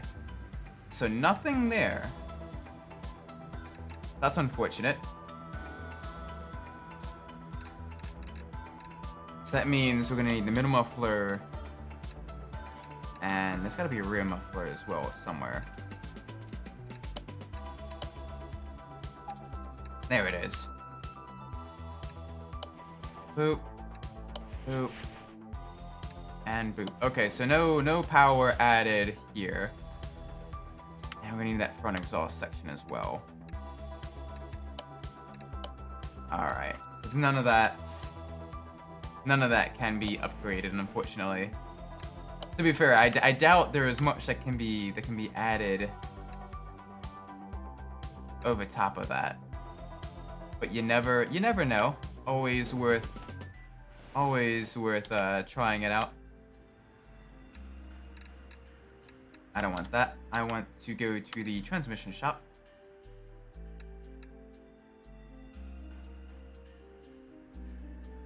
For $4,000 for the transmission. And this thing Oh boy. 8 gears. 8 gears. 50. 70. 90. 111.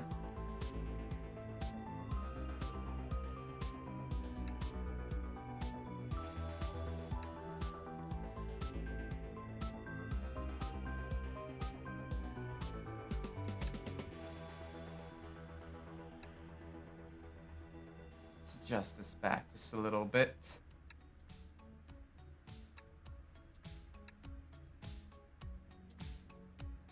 $225, I think, is going to be a solid number to look to search for. Oh man, I can't even imagine how much power this thing has. It's gonna be a scary amount. Oh yeah, the intake. I completely forgot about the intake. So that's gonna be another little increase in power there. Improve the air filter. Oh my. Whoa, mama.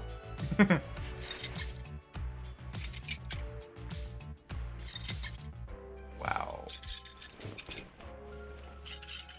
Yep, there we go. Let's get the bass out of here as well.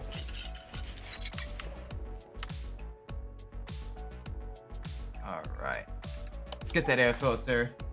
Little tiny increase in power, but it's still gonna be worth it.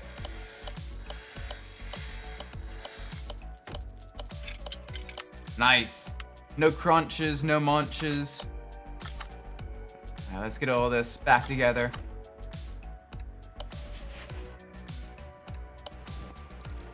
No need for ABS, not even a wall will stop this thing. Yep, horsepower is how fast you hit the wall. Torque is how far you move the wall when you hit it. Oh wait. Oh, okay, so we can't air filter base and air filter, that's gonna be a little bit annoying. But that's fine. Let's get these all nice and put back in. Fresh air filter bases, fresh air filter covers. That's 2% extra horsepower right there. That's a total of 14 horsepower just from an air filter alone. Just due to the sheer base horsepower that this car has. That is... Oh my word. I'm kind of scared. Scratch that. I am very scared for this car.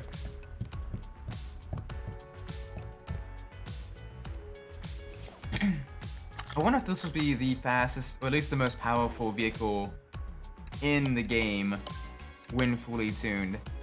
It's gonna be the most powerful that we've done so far. That's for sure. But oh my word. Oh wait, we forgot the brake servo. Yeah, we should probably do that. We should probably do that. So let's lower the vehicle back down. Oh my.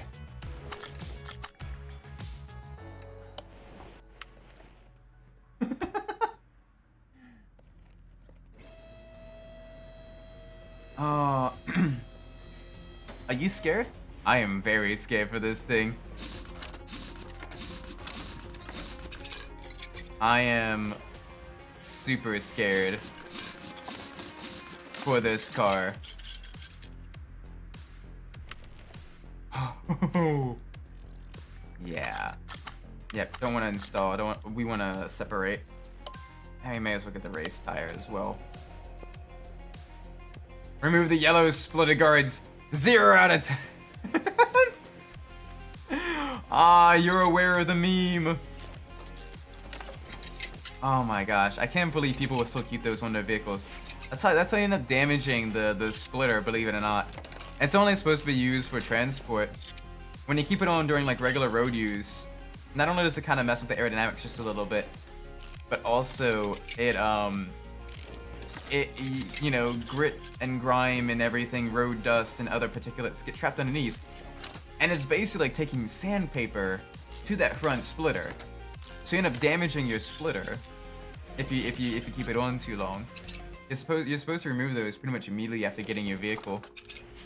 It's literally just there to protect it while at the dealership. But people love them yellow splitter guards. And then they change the color to pink for some of the vehicles, and people are like, that's fine. I like them in pink too. Like at that point, just have it painted underneath, so that when you remove the splitter guard, you still have that the yellow paint on the side. So that way, people can have their accents on their front splitter. Maybe we put add a wrap immediately. Yeah, that could work as well. That'll definitely work as well. Go full Itasha livery on the front splitter. Honestly, that'd be base. That'd be base as hell. You have a Hellcat, but you have an anime girl on the side of your car. Like, who's gonna laugh? You have a Hellcat. You got 700 horsepower. They're gonna be like, ha, what a nerd. He's got an anime girl on the side. Like, no, they're gonna be like, oh wow, it's a fast car.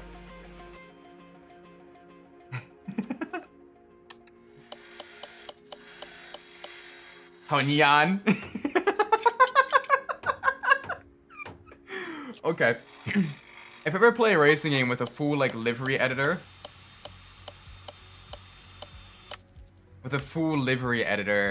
and I do like a cat girl Itasha livery, you do like Okayu or something like that from Hololive.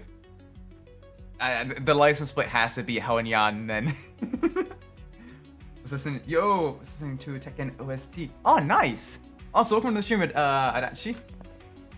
What did I even walk into? So we're talking about the Hellcat and how people leave the splitter guards on the front splitter, which is if you look at them, sometimes you see that they have the yellow markings. Those are supposed to be removed after you buy the vehicle, but people keep them on, and it actually ends up damaging the splitter. So then we got talking into, oh yeah, you can remove them, but then put a wrap on your splitter instead. And then we got talking about Itashas, which are basically like the where you put the car, where you put the anime girl on the side of your car, and it is very funny. Wait, what size tire do we need? To climb that ground, front clearest, and sacred not smash. Yeah, definitely. Oh my gosh. This fighting games in general. This soundtrack does not need to go as hard as it does, but it does, and I am happy. The Hell Neko, the fastest car on the one. Oh, Neko, yes. Yeah. Oh no. Okay, I know what I'm putting on the license plate for this car now. I'm gonna ruin it, and I know you guys are gonna love it, because it's gonna be the Honya on the side. Oh my gosh, we're gonna ruin it, but it's gonna be perfect. But it's gonna be ruined. We need a front shock absorber A, we need 2 of you, we need 2 front shock absorber caps, and we need a spring. Shake it. SMH my head. Hey, come on, don't deny, you think that's gonna be kind of fun. Having that on there. Oh, if only we could put a cat girl livery on this car. We gotta do that. We gotta put a cat girl livery. We gotta find a way. And I'm surprised someone hasn't. When I hear Hanya, I'm thinking about putting Angel Boy in a giant. Hmm. Wasn't that in a music video? I swear that was in a music video. That's like bringing up some like memory like deep in the back of my mind where it was like hello? Maybe? I don't know. I just remember a music video where it was like kind of like a pixel art. And like Beelzebub was kind of pictured as like this giant fly.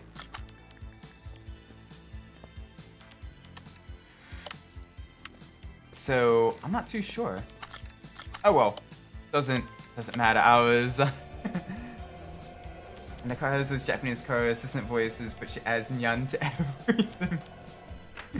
Oh, that would be so cursed. I want that. If I ever make it big as a streamer, that'd be like my first streamer car. Is this one of those? If everyone's the busy in this one, yeah. And it's like an 8-bit music video. It's kind of like house music, I think, or some vaguely house-ish music. I don't remember though. And because I played a really dark hero game. The ghost said everything with nyan at the end. Oh no. And Blasbo had to.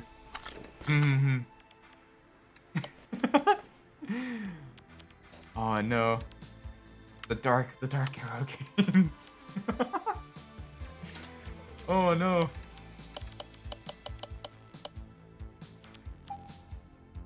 And some other game too.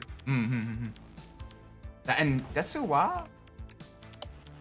Oh, I've not played that game, but I'm familiar with that reference, unfortunately. Oh, because I am a wee. Huh? Oh, I didn't combine them. I didn't combine them. I didn't make them whole. I didn't make them sweetness. I need a front sway bar. One of you, 2 and link A's. There we go. And that should be all of the non-serviceable components in here. Oh, the beast people in.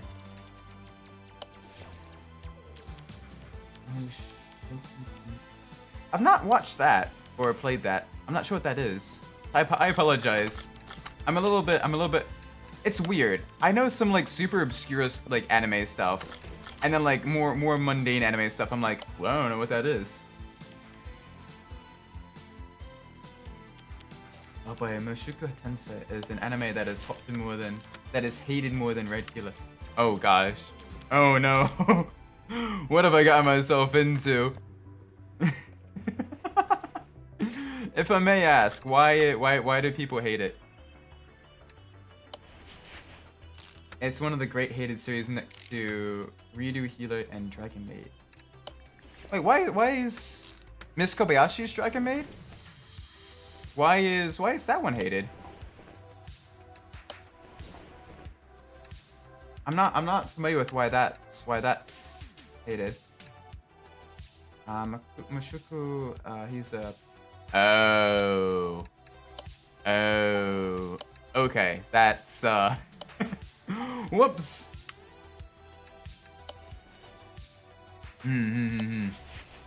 Okay, so he's, you know, kind of a bit of a sleazeball scumbag type of. I see. Okay. Redo Healer is with everything. Everything in that one is just people. People are like, no, I hate it. I hate it. But I'm not too familiar with any controversy surrounding Miss Kobayashi's Dragon Maid. Granted, I've not watched like every little bit of that, but I've watched some of that, and it doesn't seem too bad. Oh, it's just okay. That's why people don't like it. Okay. That makes sense.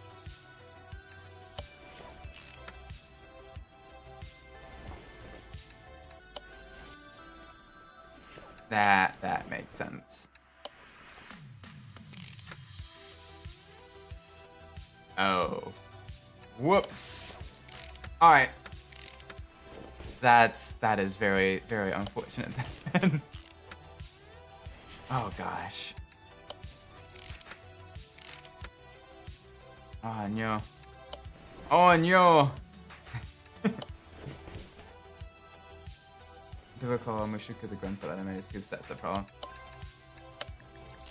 Oh, yeah. So you have the all of that mess as well. Isekai anime. Hey, don't go bashing my isekai anime. You gotta, you know. If Truck-kun won't make my life better, I gotta pick myself up by my bootstraps and make my life better, you know? It's not even that. Imagine it had a ton of others came before it. Sailor Moon Tune. I mean, technically, Speed Racer came like super early as well, if you guys count that as anime.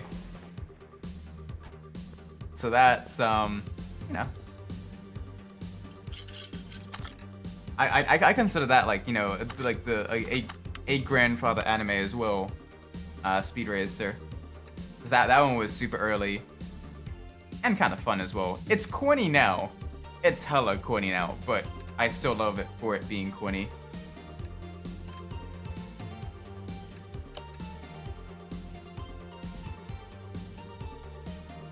And the grandfather of being sent to another. Oh, the grandfather of like isekai anime. Okay, that makes sense. Okay. Cool. Oh, and yeah. And I have a Florida plate because, of course, a Florida person would have a cursed plate like that. No need to apologize. No need to apologize. Wait, no, I didn't want that. Where'd I put it? Move this to the garage for the time being. I want to take it to the paint shop. Oh, yeah. How could you? Oh, yeah.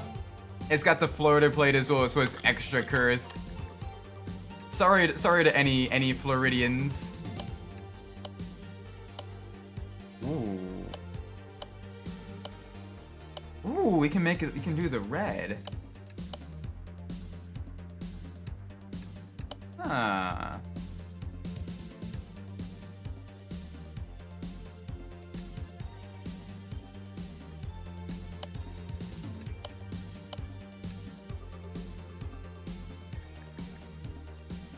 I wonder if I can kind of have it like almost fade in.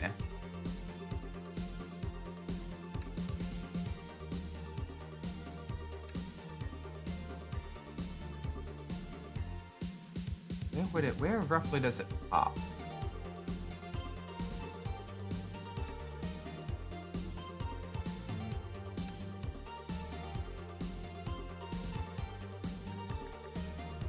And now let's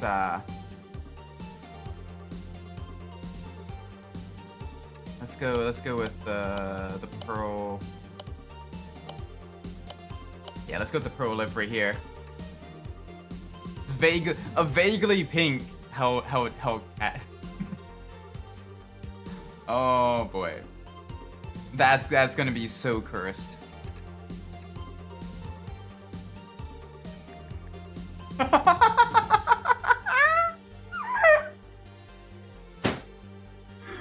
Oh, that is extra cursed. That is extra cursed. Okay, let's the next charge is gonna use inline 6. Interesting. I wonder how that I wonder how that's gonna go.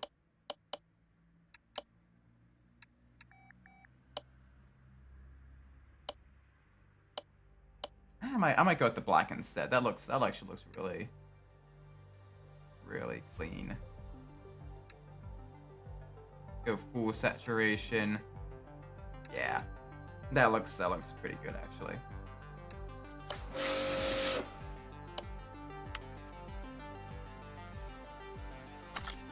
So they're going naturally aspirated inline six, or they're gonna be going turbocharged inline six. It's interesting that the same engines that, you know, the same types of engines that were in like the Japanese tuners of the 90s and everything, and now on American muscle cars. You know, little turbocharged inline fours on the Mustang EcoBoosts, or the you know, all of that stuff. Oh gosh. I don't know if I'm ready for this. I don't know if I'm ready for this. A lot of parts were able to be changed, and some of them added a lot of power. So I'm kind of scared. I think it's turbo. As long as it has an engine, people will put a V8 in it, though. That is true. It'd be kind of funny if someone swaps a 2JZ into that.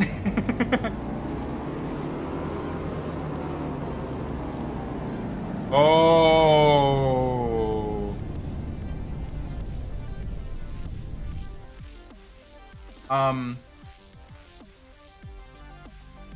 That's a lot of power. 1110 horsepower. Holy mother of all that is holy. That is.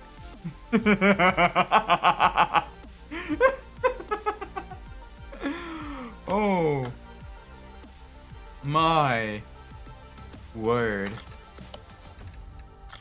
All right. All right. All right. Do I dare take this thing to the speed track?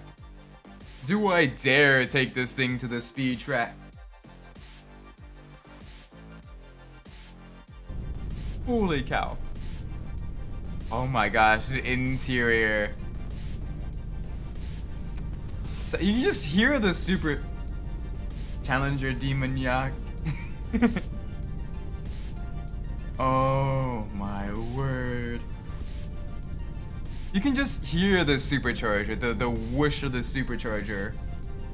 That is scary. Like, you don't hear engine, you just hear a supercharger.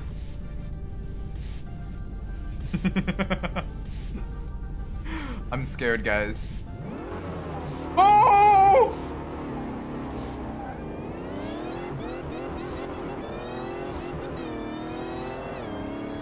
Oh!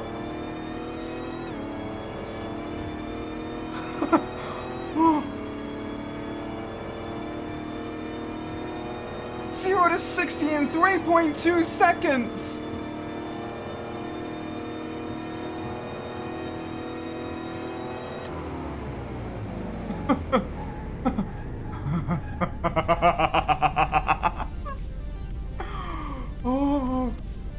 Oh my word.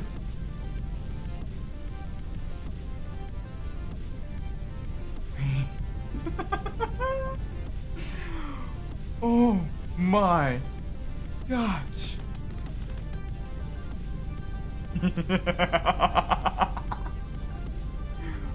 Oh. That's a lot of power. That is some respectable power.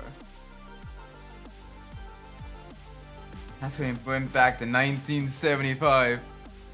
No, don't. I won't be able to get enough fuel to come back. That's when the oil crisis was.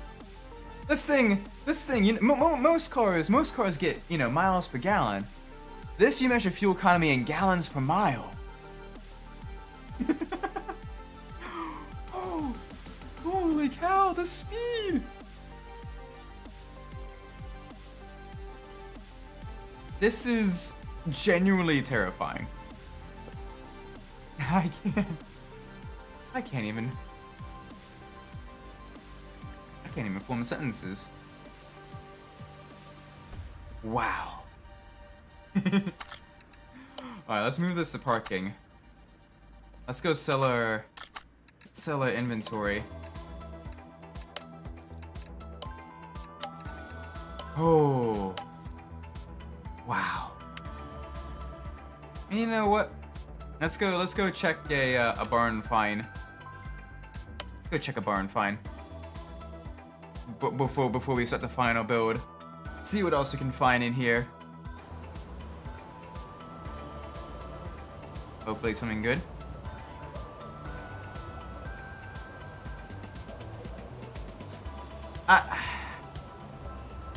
We've done both of these already. As cool as it'd be to do another Ford GT, it's kind of disappointing. There's no body parts either. We at least got a crate. We got a crate at least. This one was kind of junk. This one is definitely junk. And this is all that's here. Okay. Well, that's sad. We're gonna check another barn find because that was genuine dog water. That was probably one of the worst barn finds I have done in my life. So let's go to this barn down here before we do the charger. Oh man. Hopefully something good. Please. It's loading. It's taking a while to load, so probably multiple vehicles. Ooh. Ooh. Oh. Oh, this is the high performance version. Let me just snag you. And let's put that in the car parking. We're getting a whole bunch of Mopar cars as well, because this is the Roadrunner as well. So let's buy that. Put that in car parking.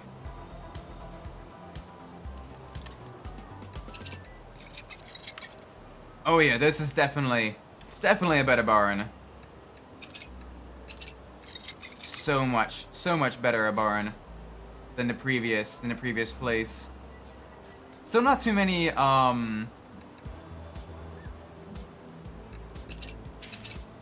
still not too many parts sections, too many junk sections. But you know, it's something. There we go. There we go. Alright, we can at least repair these parts. Oh my gosh. And then we'll get started on the build for the charger. Oh, the charger's gonna be nice.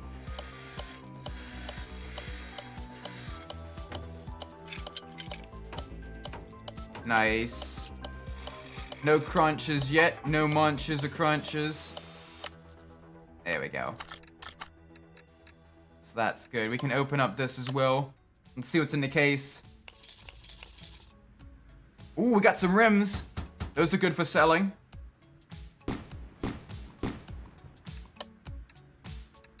Got another crate here. Don't mind if I do.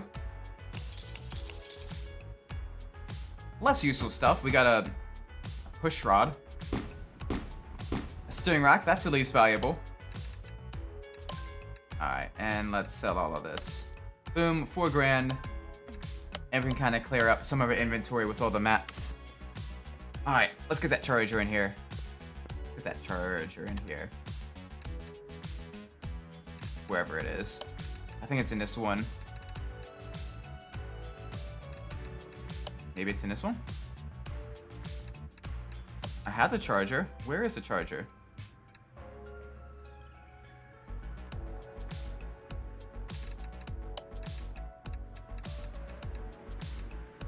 There it is. I was wondering where it was. Yeah, this one's gonna require a little bit more work. As you can see here, it's not in the best of shape. But let's move it. Take it to the car lifter. And here we go.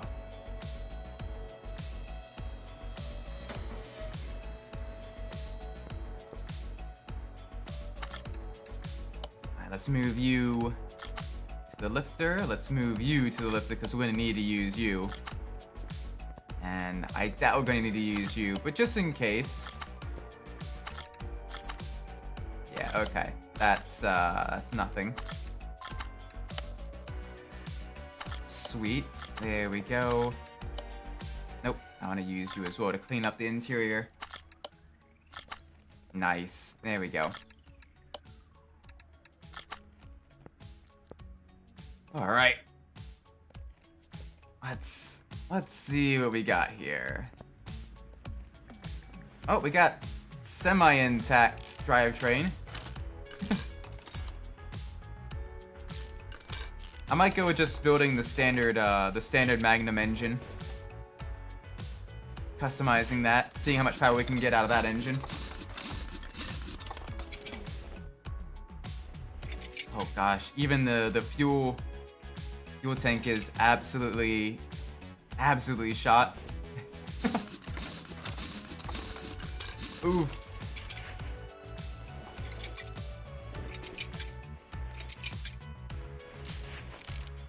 Big oof there.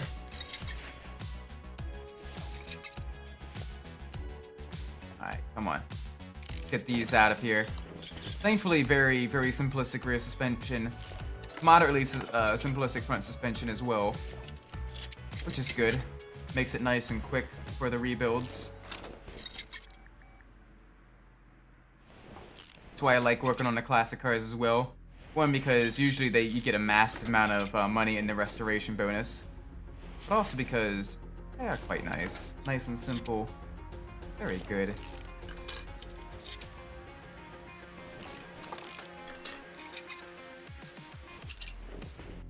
There we go. Get this out of here. This is gonna look real nice.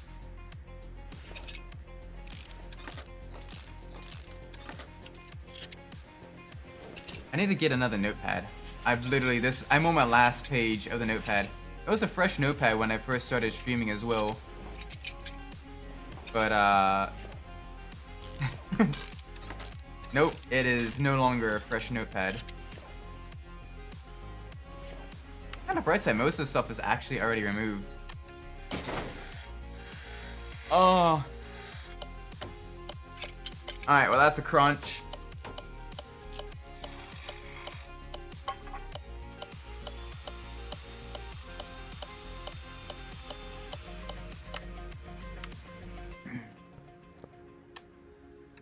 Alright.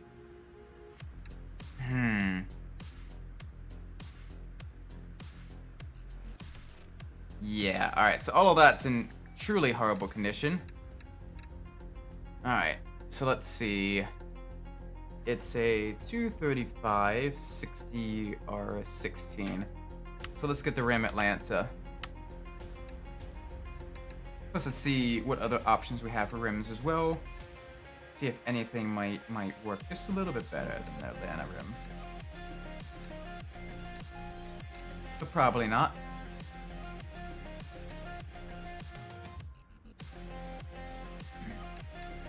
Nah, the Atlanta seems to be the best one for this. Yeah, let's go with the rim Atlanta. Alright, so two of you, size 16, yeah. There we go. And let's go with the tires. Let's go with the race tire Bs. 2, size 16, width 235. Profile 60. There we go. That'll be nice.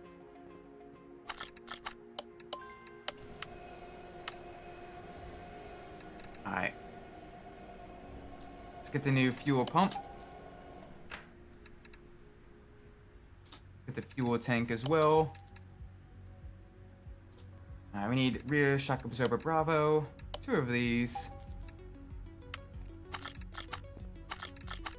Balance you on there.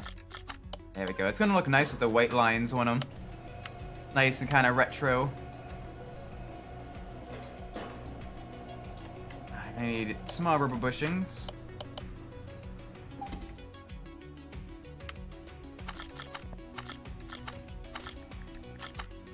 I took you. There we go.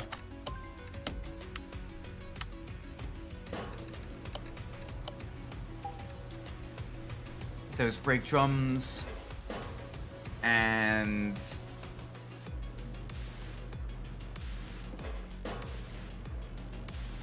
axle, maybe?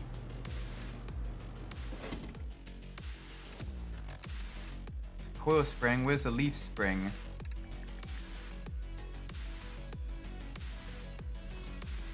There we go. We need one of these. Take. All right. Here we go. Oop. A little bit of extra power there.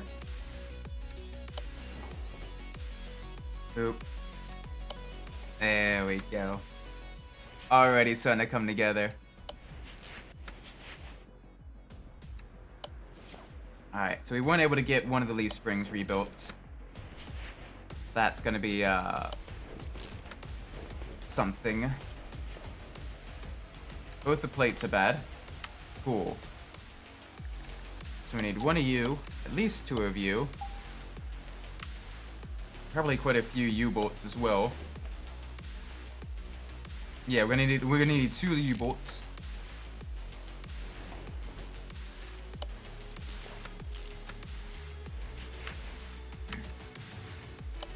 So let's get those purchased.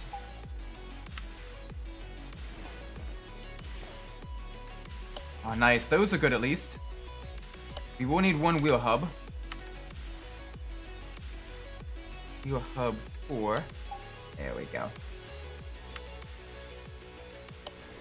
Surprisingly, we managed to save quite a few of the stuff.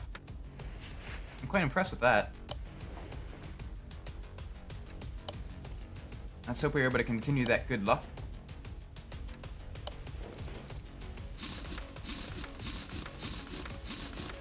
There we go. Nice. It's gonna look very, very nice on the car. Let's make sure we keep this looking really solid, really smooth.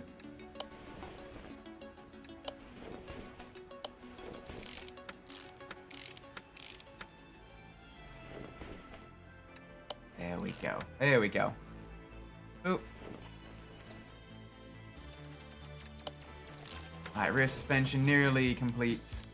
Just need to get these leaf spring U-bolts on, any other tire on, and we're about a good chunk of the way through the restoration. Then let's get the engine out of there, do a full rebuild on that, plus customization parts. Get some more horses out of there. Yeah, we're doing away with the vintage tire. We're going full performance parts here. Still treads though, because we're kind of doing a bit of a resto mod. This is gonna look very, very nice, I think. Slow the vehicle down. Yeah, that can come out of there.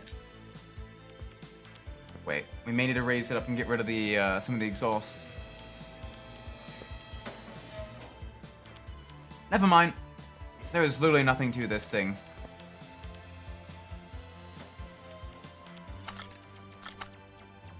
There is literally next to nothing on here.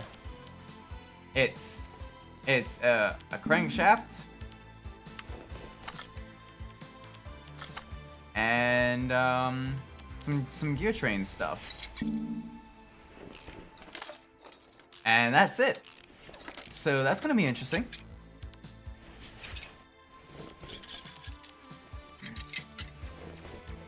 So most of this is just gonna be buying. I didn't see that crankshaft on there. So that's not a good start when even the crankshaft doesn't yeah. Cool. Crankshaft, V8, overhead valve. Let's see. There you are. Get this Magnum engine fully built. We're gonna need 8 pistons.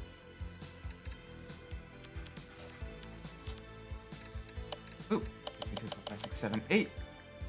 There we go. Gonna need the piston rings as well. There we go. We're gonna need crankshaft burning cap. We're gonna need 3 of these. And we're gonna need 8 rod caps.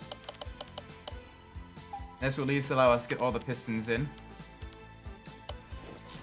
This will be a good start. Nice. This will help kind of build up some power as well in the vehicle. A lot of pistons.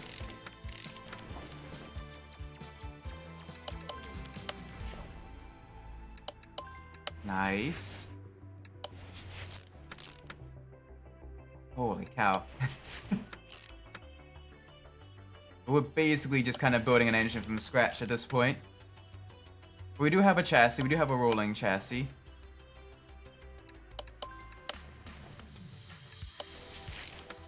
This is nice. This is very, very nice.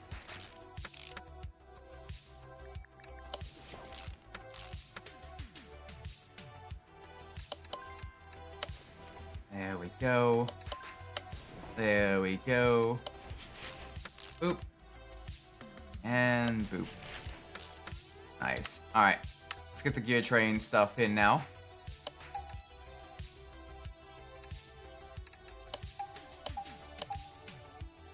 That way I can transfer more power to the rear wheels.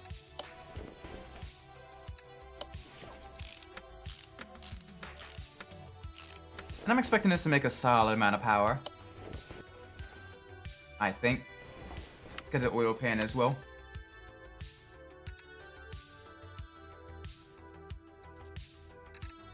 Where is that? Where is the oil pan?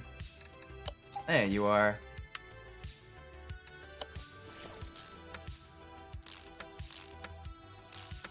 Nice. Oh, back this way. Sweet. May as well get the oil filter as well.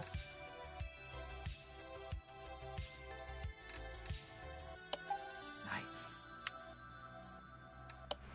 Alright, moment of truth. How much horsepower, or how much components does this allow? So that's D, and that's Charlie. So camshaft, V12, V8, overhead valve, Charlie. Yes.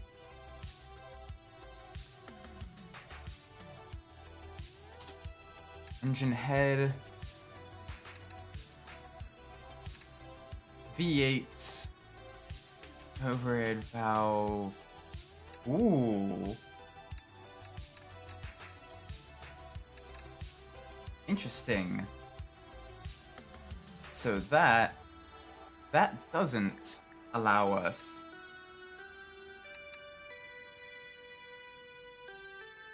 That doesn't allow us to upgrade the vehicle for this, for the Delta.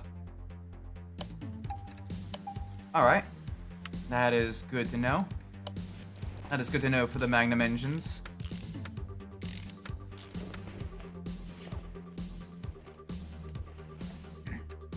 We should still get a solid amount of power out of this vehicle, though. Gonna turn it into a nice muscle car. Alright, we need a cam gear. Oop. V8 overhead valve. And let's see what timing chain it is. Been watching MF Ghost and Overtake? I've been watching a little bit of MF Ghost. I haven't had time to catch up on Overtake just yet. But I have been watching a little bit of MF Ghost though. I've been enjoying it. I'm not enjoying it as much as I liked Initial D.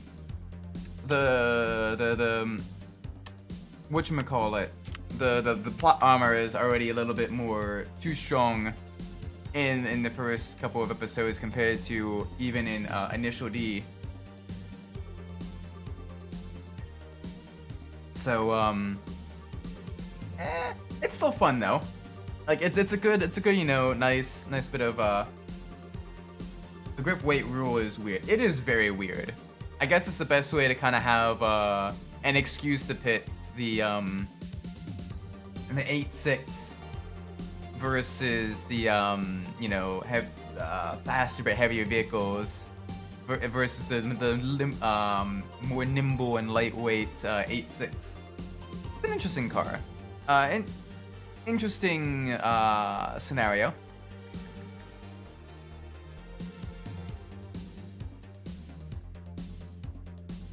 Oh, we need a timing cover. There we go. Let's get this all put on here. Thankfully not too much to this engine.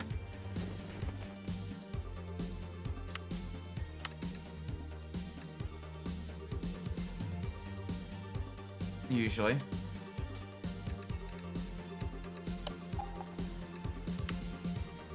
Let's get the front of the engine built up before we go for the top parts.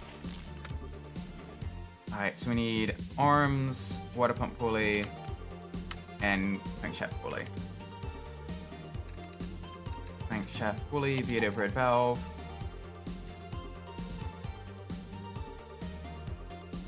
Just do this. Water pump pulley. Which one is this one? Okay, standard water pump pulley. Cool. And let's get the arms. There we go. It's a good start here. Boop. Thankfully, we don't have to torque this all to spec. It's just push it in. Alright, it's inline 6, and that's a power steering pump. Let's see if we have power steering pump for this one. Power steering pump. Yes, okay, we do. And we do have the alternator as well. Panada needs a turbo K24 swap with that GT86. Or even just, you know, some sort of upgrades on the box engine it has. Oh my gosh, it is... Granted, you know, they might be starting out in closer to stock cars, and as he builds up reputation and everything, then he might, you know, go for, you know, more higher performance upgrades and everything. Kind of how like Takumi's initial 8.6 was pretty dreadful at the start. Then he gradually began upgrading the engine and everything. You get the carbon hood and all the race tires and all that stuff. So maybe a bit later on you'll see, you know, full body kits, aero components, and everything like that for the GT86. And did I get all the cars yet? Like I said, I haven't been able to play GT. I'm not gonna be able to play GT7 probably around Sunday, between streaming and work and everything like that. But from what I've seen, I'm definitely impressed with the update though. The fact that they boosted payouts for the you know, the creature own races and everything definitely is nice, as it kind of allows you to do what Polyphony doesn't, and you know, use some of those unused vehicles without it being a massive waste of time. Also, welcome to the stream. Hope you're doing well today. What am I missing? I need an intake manifold. The box engine is irredeemable. Have you seen the oil problems the engine has? Oh, you need to meet AJ Radium and have him tell you about have him tell you about the diesel boxer engines. Those things are hell on earth. Those things are hell on earth. V8 overhead valve. Do we really not have that? Okay. V8 overhead valve delta was intake manifold. There we go. Sweet. You're gonna have to go with the standard engine here. Single carb as well, so it's gonna be a little bit interesting. Thankfully, at least the carburetor is upgradable. So we can get some power out of this engine, hopefully. I'm gonna eat my words with the fact that it's gonna be like, you know, like a 20% increase, but maybe, just maybe, there's gonna be you know, some power in this thing. But you know, the oil problems, I've seen so many posts and so many issues of the, you get the oil starvation, like from people that autocross their vehicles, especially like the Imprezas and everything. They take it to a track day and you're like, it's fine, it's fine, it's fine. They take it to another track day, you know, after like upgrading some tires and everything. And then they're like, oh my gosh, I took a corner too fast, and now my car literally starved itself of oil.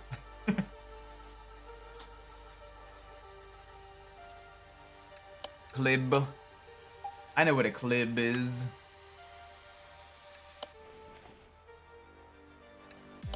Alright, there we go. Alright, we're gonna need 16 valve push rods of the F type. 16, there we go. Not a whole lot that was able to be upgraded on this engine. It's gonna be pretty close to stock engine. Thankfully, the base power is solid, and it's still gonna be worth a solid amount as well.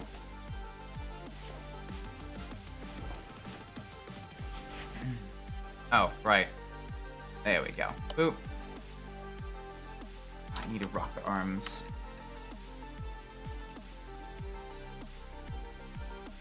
And we need the Delta version. 2 of these. There we go. But yeah, AG, if you haven't seen on Discord, he was working on, because he's a mechanic in real life.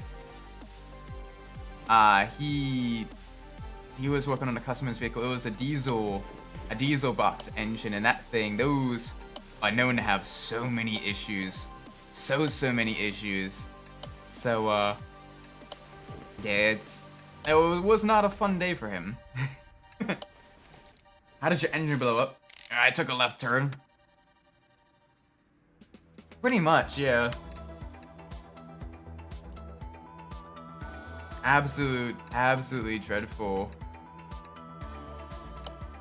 I think this is it. We want the Delta version. Yeah. Perfect. There we go. Get this all in. Engines come together quite nicely on the final build.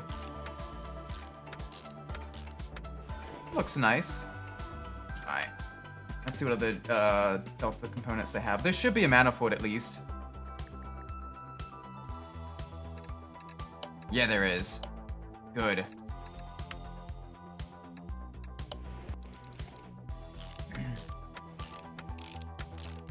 So this will help at least the engine breathe a little bit better. Give it a little bit better exhalation. Not gonna be a whole lot to this one. 8 spark plugs.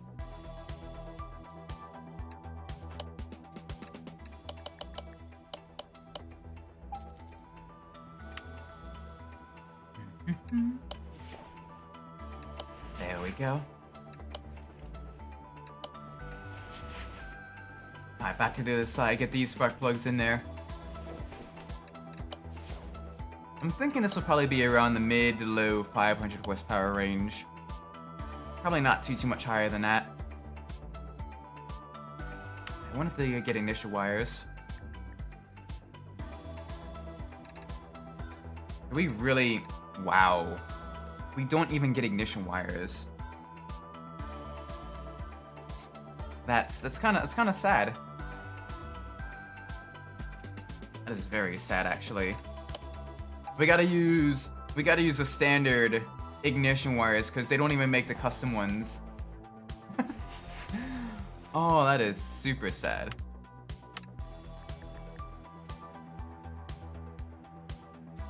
Let's at least get the belts.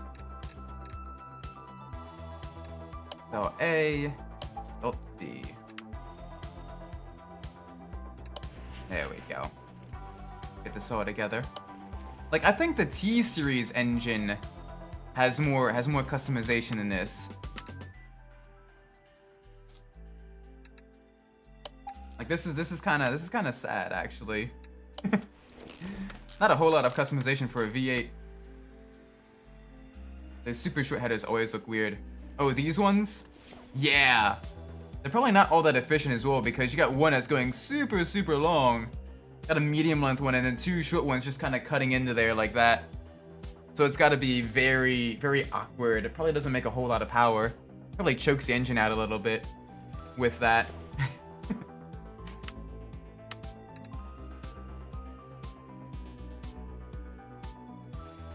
But we still carry on. A F. There we go. Alright, let's see if we at least have an air filter option. Please? Okay. Are you kidding me? No. We have to have an air filter.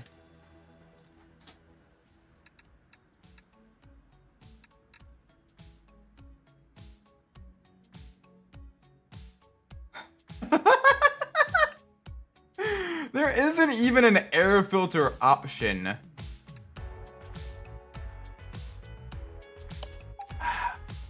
Okay.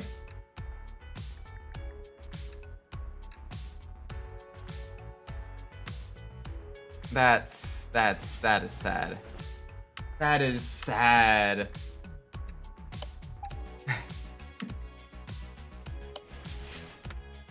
Oh my gosh. So this is a pretty this is gonna be interesting.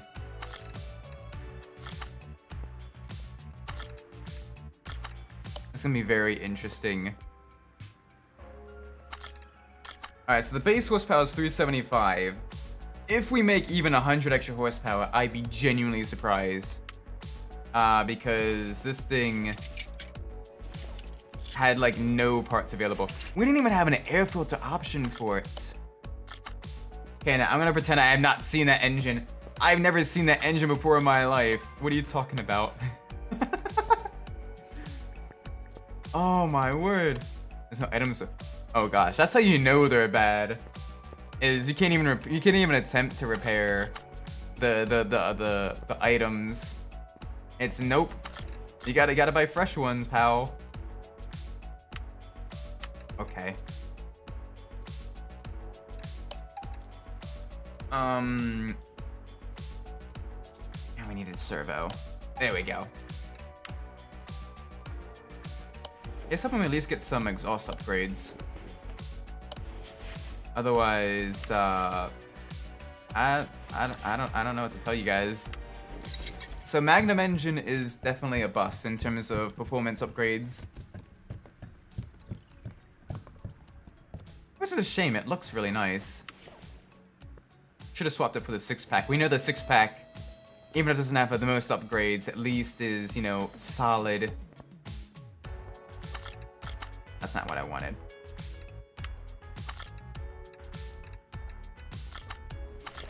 There we go. Alright. So we can get the mufflers and stuff, though.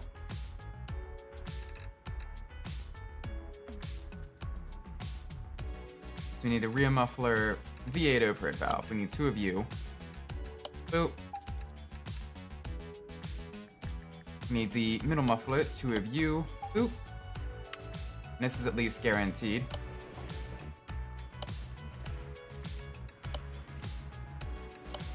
Alright, what's up front here? That's gonna be a front exhaust pipe.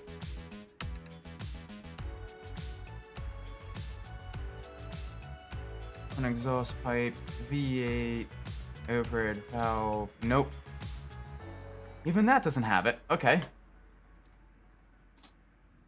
Let's see what front exhaust sections we have. V8 overhead valve delta. Oh my gosh, we do have front exhaust sections for the delta. Hallelujah. So that's about 6 horsepower each there. Wow. Alright, we need a front exhaust pipe, V8 overhead valve, Bravo. There we go. There we go. And let's get the gearbox as well. Get a custom gear. Nope. Which one of this one? F, Foxtrot.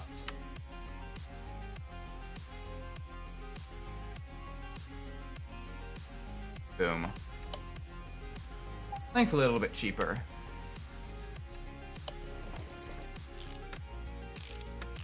We should have swapped in a different engine. We should have swapped in a different engine.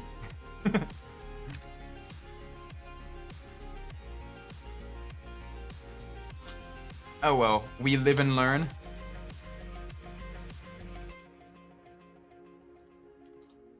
Now we know that the Magnum engine is a Magnum fail.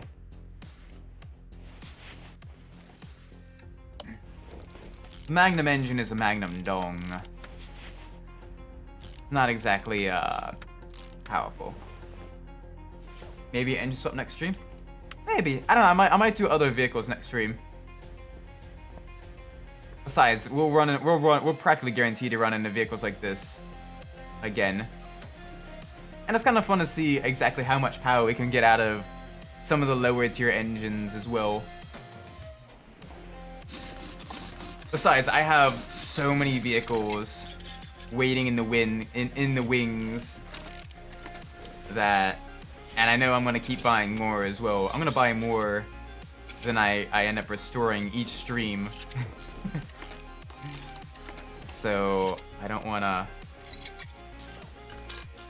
Usually it's kind of a restoration.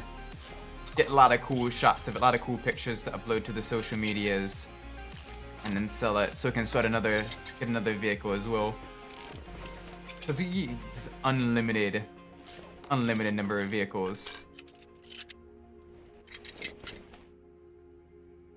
So let's do this. Boop. Boop.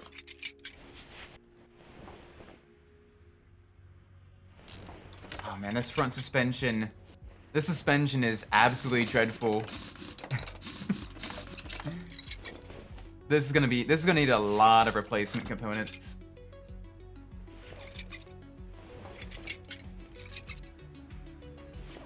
Oh my word. I don't even know where to start with this. So much is gonna need to be replaced. Like this you can tell this sat outside for like decades. This is what Maryland cars look like with all the salt and the wet.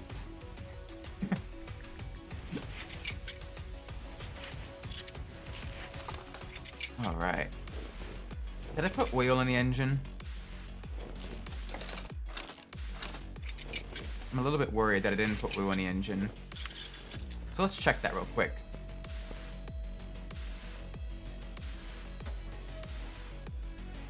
That's not what I wanted.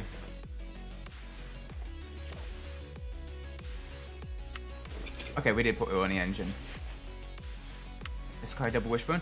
So oftentimes the game, while being very detailed with the engines, the rest of the components are usually very, shall we say, simplistic. So oftentimes, basically, your general muscle car would be solid rear axle, double wishbone up front, which is how I've gotten to the point where I can kind of memorize the exact number of bushings I will need for all of this. Like, I am guaranteed to need tie rods, because those are generics. I'm guaranteed to need wheel hubcaps because it's a rear-wheel drive car.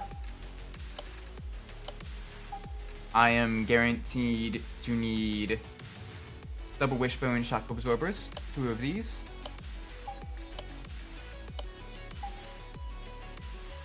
The springs.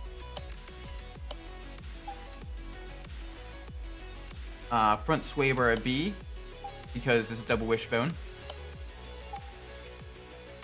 And brakes. Vented discs at the front. Drums at the rear for pretty much every muscle car. And 12 bushings. 4 on the cross member. 2 on each lower control arm and 2 on each upper control arm. Total of 12. yes, it's weird that I've memorized that. Alright, 60, 60, 235, 235, 235. Okay, cool. So all of those are the same. So let's get another Atlanta. 2 more Atlanta rims. Race tire B, 2 size 16, 235. R60. This would be a nice kind of more mellow full tune. It'll still make a lot of power. It'll still be pretty quick in a straight line. But you know, won't be too bad. It won't, you know, set the world on fire, but it'll be, you know, respectable. Let's get another gear here. Put this to 45. 70. 100.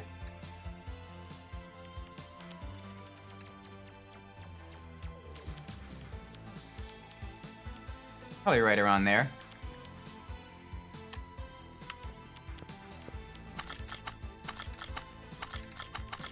Let's balance this rim. And then let's get to, I don't know what kind of front suspension the actual Charger had, though. Now I'm kind of curious what it actually had. 1 second. Let me tab away from that real quick.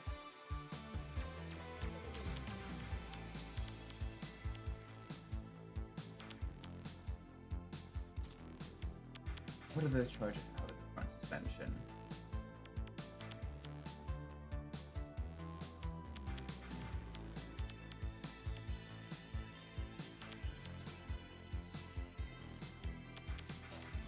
Second generation Charger had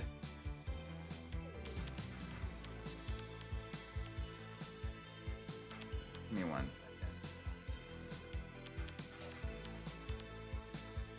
I don't care about the seats. Give me the suspensions.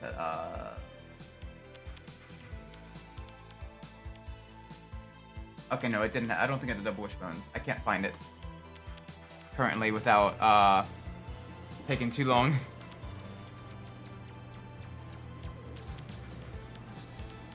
There we go. Let's take that. Let's get this all right. I need to raise this up. This will be fun though, getting this all put back together. Cool, crossmember E.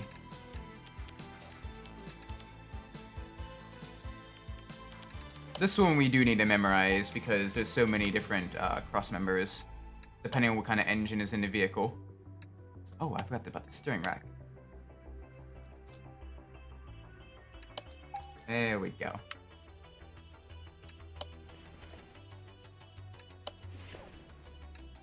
Oh, surprisingly we got all the steering knuckles restored. So that's good. We got all the upper suspension arms restored. It's a good start. Both bottoms are terrible though.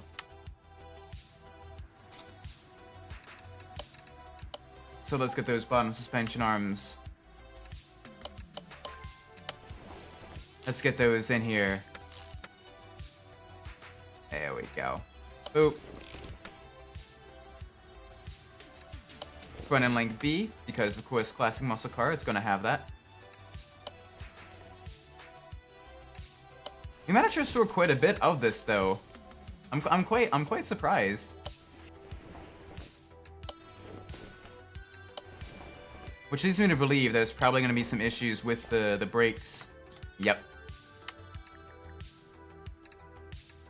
Called it. Probably the caliper as well. We need 1 caliper cylinder. Okay, that's not too bad. Boop. And we can get this on here. Very nice. I do like the subtle white stripe around the inside of the rim, or around the outside of the rim or inside of the tire. Very classy. Very nice. Looks good on your like Resto mod builds and everything.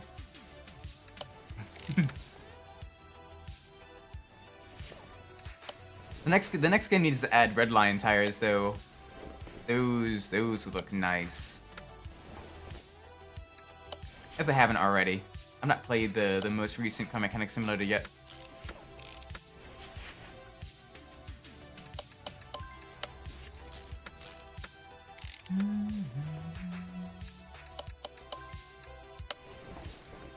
Boop, boop, and then boop. Nice.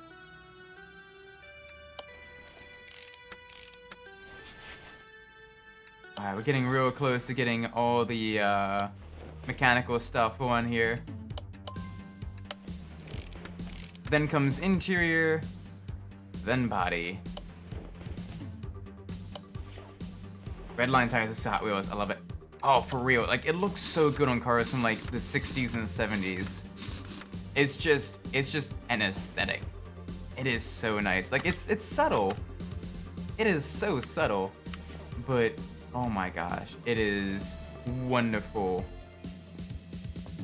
All right, let's strip the body down. Cool. Wow, literally nothing here. We got a tail light. And we got a steering wheel.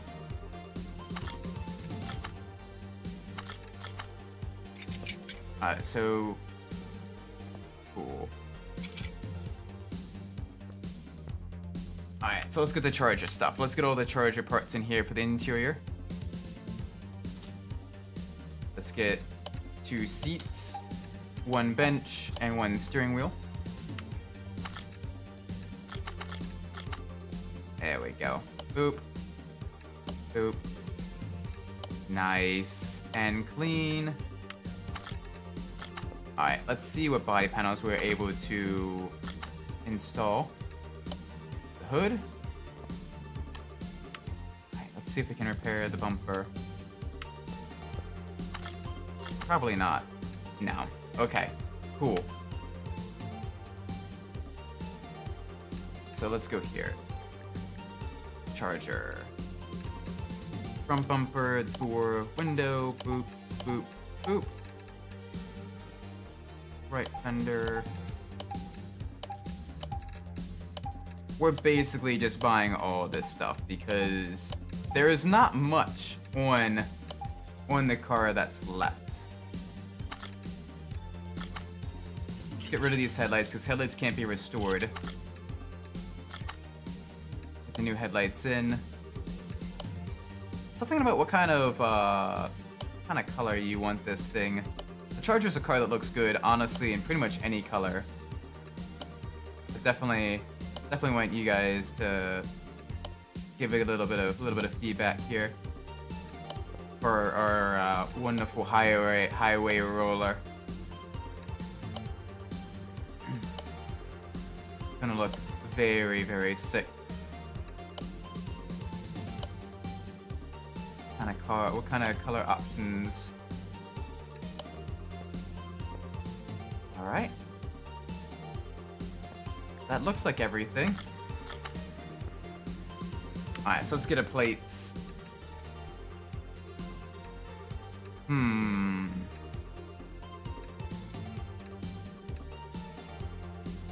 Montana. Montana could be kind of fun. Big Sky Country.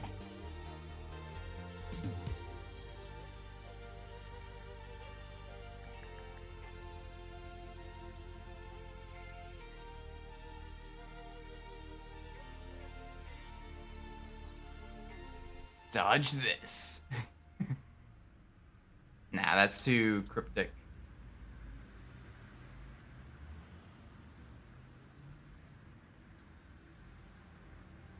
Mopar. There we go. Sorry, back. Welcome back, Adachi. Hope you're doing well. Dang. Yeah, no, it's coming together quite nicely. Black like the one in Bullet. Ooh. All right. Let's do it. Yeah, save the tune. Come on, move the car, please. There we go. Let's make it nice, classic black, like the one in Bullets. Out of curiosity, I want to see what livery options we have. Stripes, white stripes, back stripe, front stripe. Oh, I could get the black hood as well. Interesting. Alright, so let's dial the brightness all the way back, all the way down.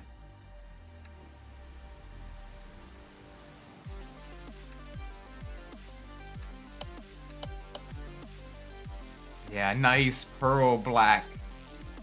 Oh yeah. That's so we don't crush the black. Let's do this. There we go. That way it'll show up a little bit better in the pictures as well.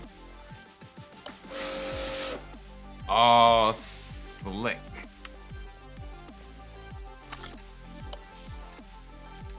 Alright, let's dyno test this thing.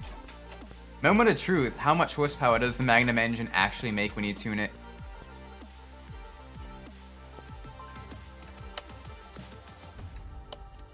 Ooh boy.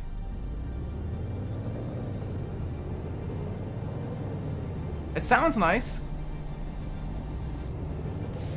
103 horsepower.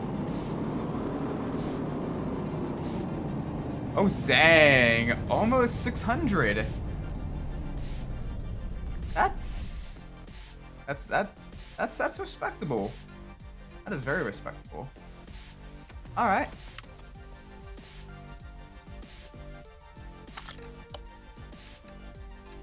All right. Now let's take it to the speed shop. Not the speed shop. There's the speed track.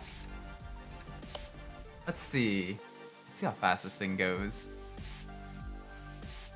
You guys think it'll reach the top speed that we set for it in the gear setup? What do you think will be still accelerating when we cross the line? Take your bets now. 5, 4, 3, 2, 1. All right, let's start.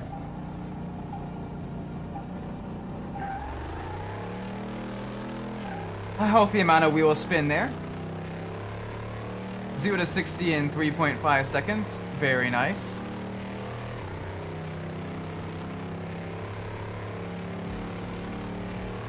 Oh, we're accelerating quite quickly, actually. We got lots of torque.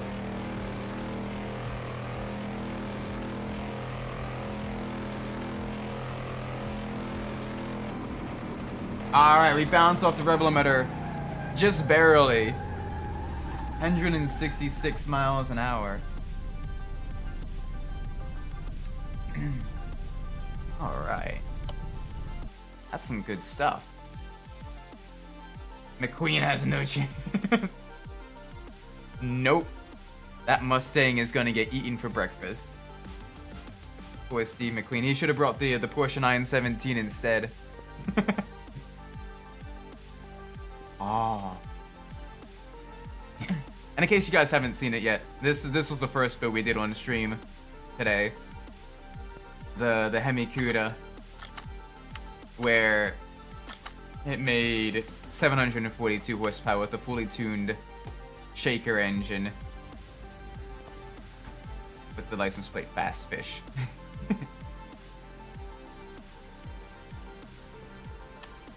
Alright, let's sell our junk. And let's go to the auction house. Nah, let's go to the junkyard. Let's go to the junkyard and see if we can find some decent vehicles there.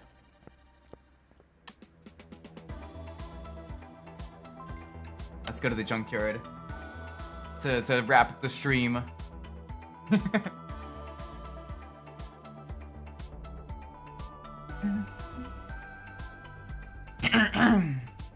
Sorry, slight tickle in my throat.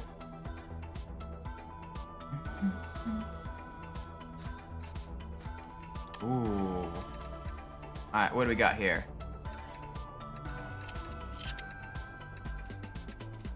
Not a whole lot that can be repaired. Not in that pile, anyway. Alright, what do we got here? You. Ooh, okay, that can be repaired. Nice.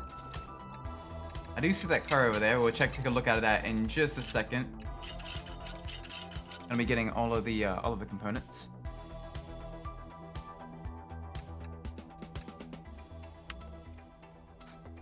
Alright. What is this one? Chieftain Bandit Shiv. Do we have a bandit? We restored one early on in the career mode. I don't think we currently have one.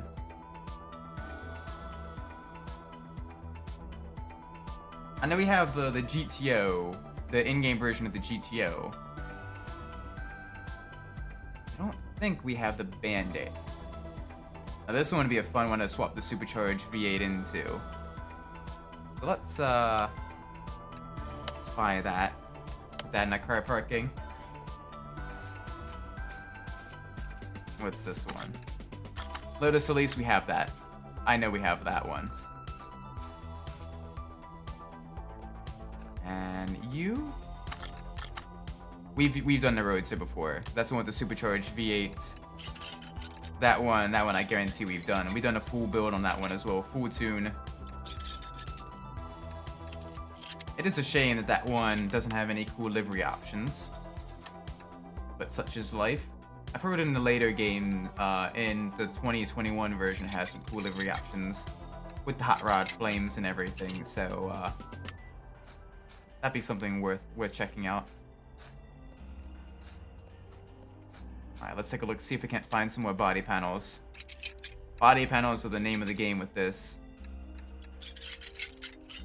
Because those you can repair, and those you can sell for a high amount of money, and buy them for really, really cheap.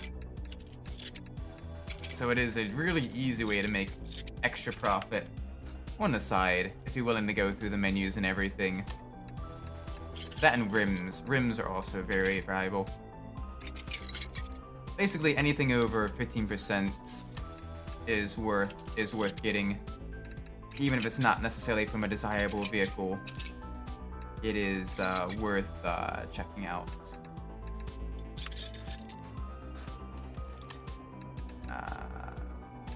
My phone heating up, so I'm trying to cool it off. Oh no! Yeah, I know the issue with the phones being not that great. One time I had my phone. It was a long trip. I had it as a GPS, and it did thermal shutdown on me. Like, it had to turn itself off because the battery was getting really hot. It was in the middle of summer, and I was doing a road trip, and that wasn't fun. We already have 2 Salem Spectres, so no more there. Got an XR, so I turn it off. Come on, it's got 400 tabs. Jeez. Yeah, that'll do it. My word. I'm sure that's probably an exaggeration, but even still. Dang. That is a lot of tabs.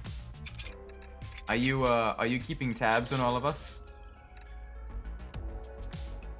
I'm sorry, that was a horrible joke. I should be ashamed of myself. Yeah, I know, that was so corny.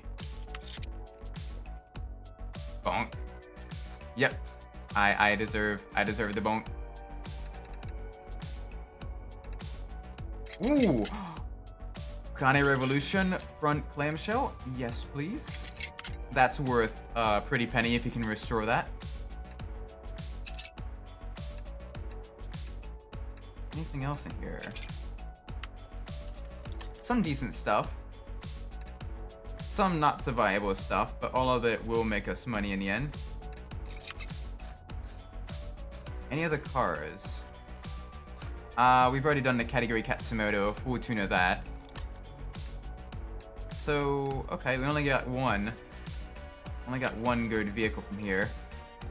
A little bit disappointing, but that's okay. Let's one or two more junk piles, and then we will be heading back and restoring all the junk. Not quite. That's in a danger zone. That's a risky one.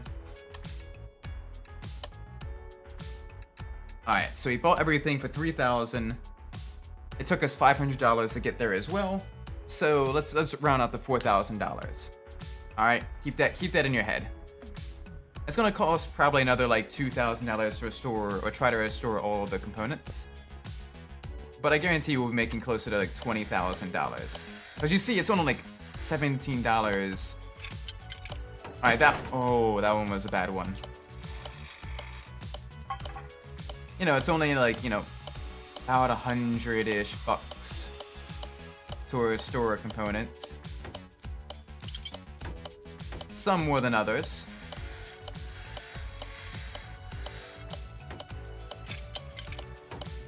So this was gonna cost us a little bit. I heard that crunch. Oh, we restored the Pagani hood though. That's gonna be worth a lot of money. Oh, that's a crunch. Hopefully that was for a cheap component.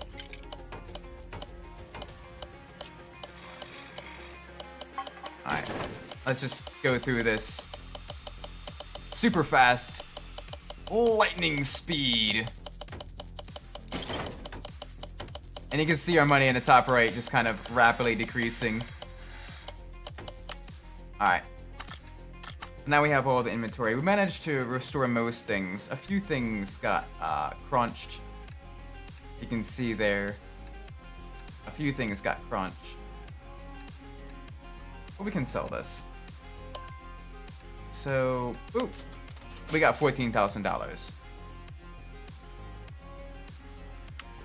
let's assume everything costs like $7,000, which is already crazy expensive if you think about it. We basically just doubled our profits there. Anyway, I have to take a look at all of the vehicles we have, and I'll post a poll up for what we want to restore for the next stream, probably tomorrow. Probably either tomorrow or Saturday, for our options. But until then, I'm probably going to be ending the stream here. It is getting late. It's almost midnight. So with that, I'm going to bid you all adieu. Thank you all so much for watching. I do appreciate it. If you enjoyed the stream, please leave a like, subscribe. Let me know what I'm doing well in the comments down below. If you didn't like the stream, please let me know what I'm doing poorly so I could fix it in the future. With that being said, I've been Umbras. Wherever you are in the world, whatever time of day it is for you, may it be a great time. And I'll see you all in the next stream. Until then, take care everybody.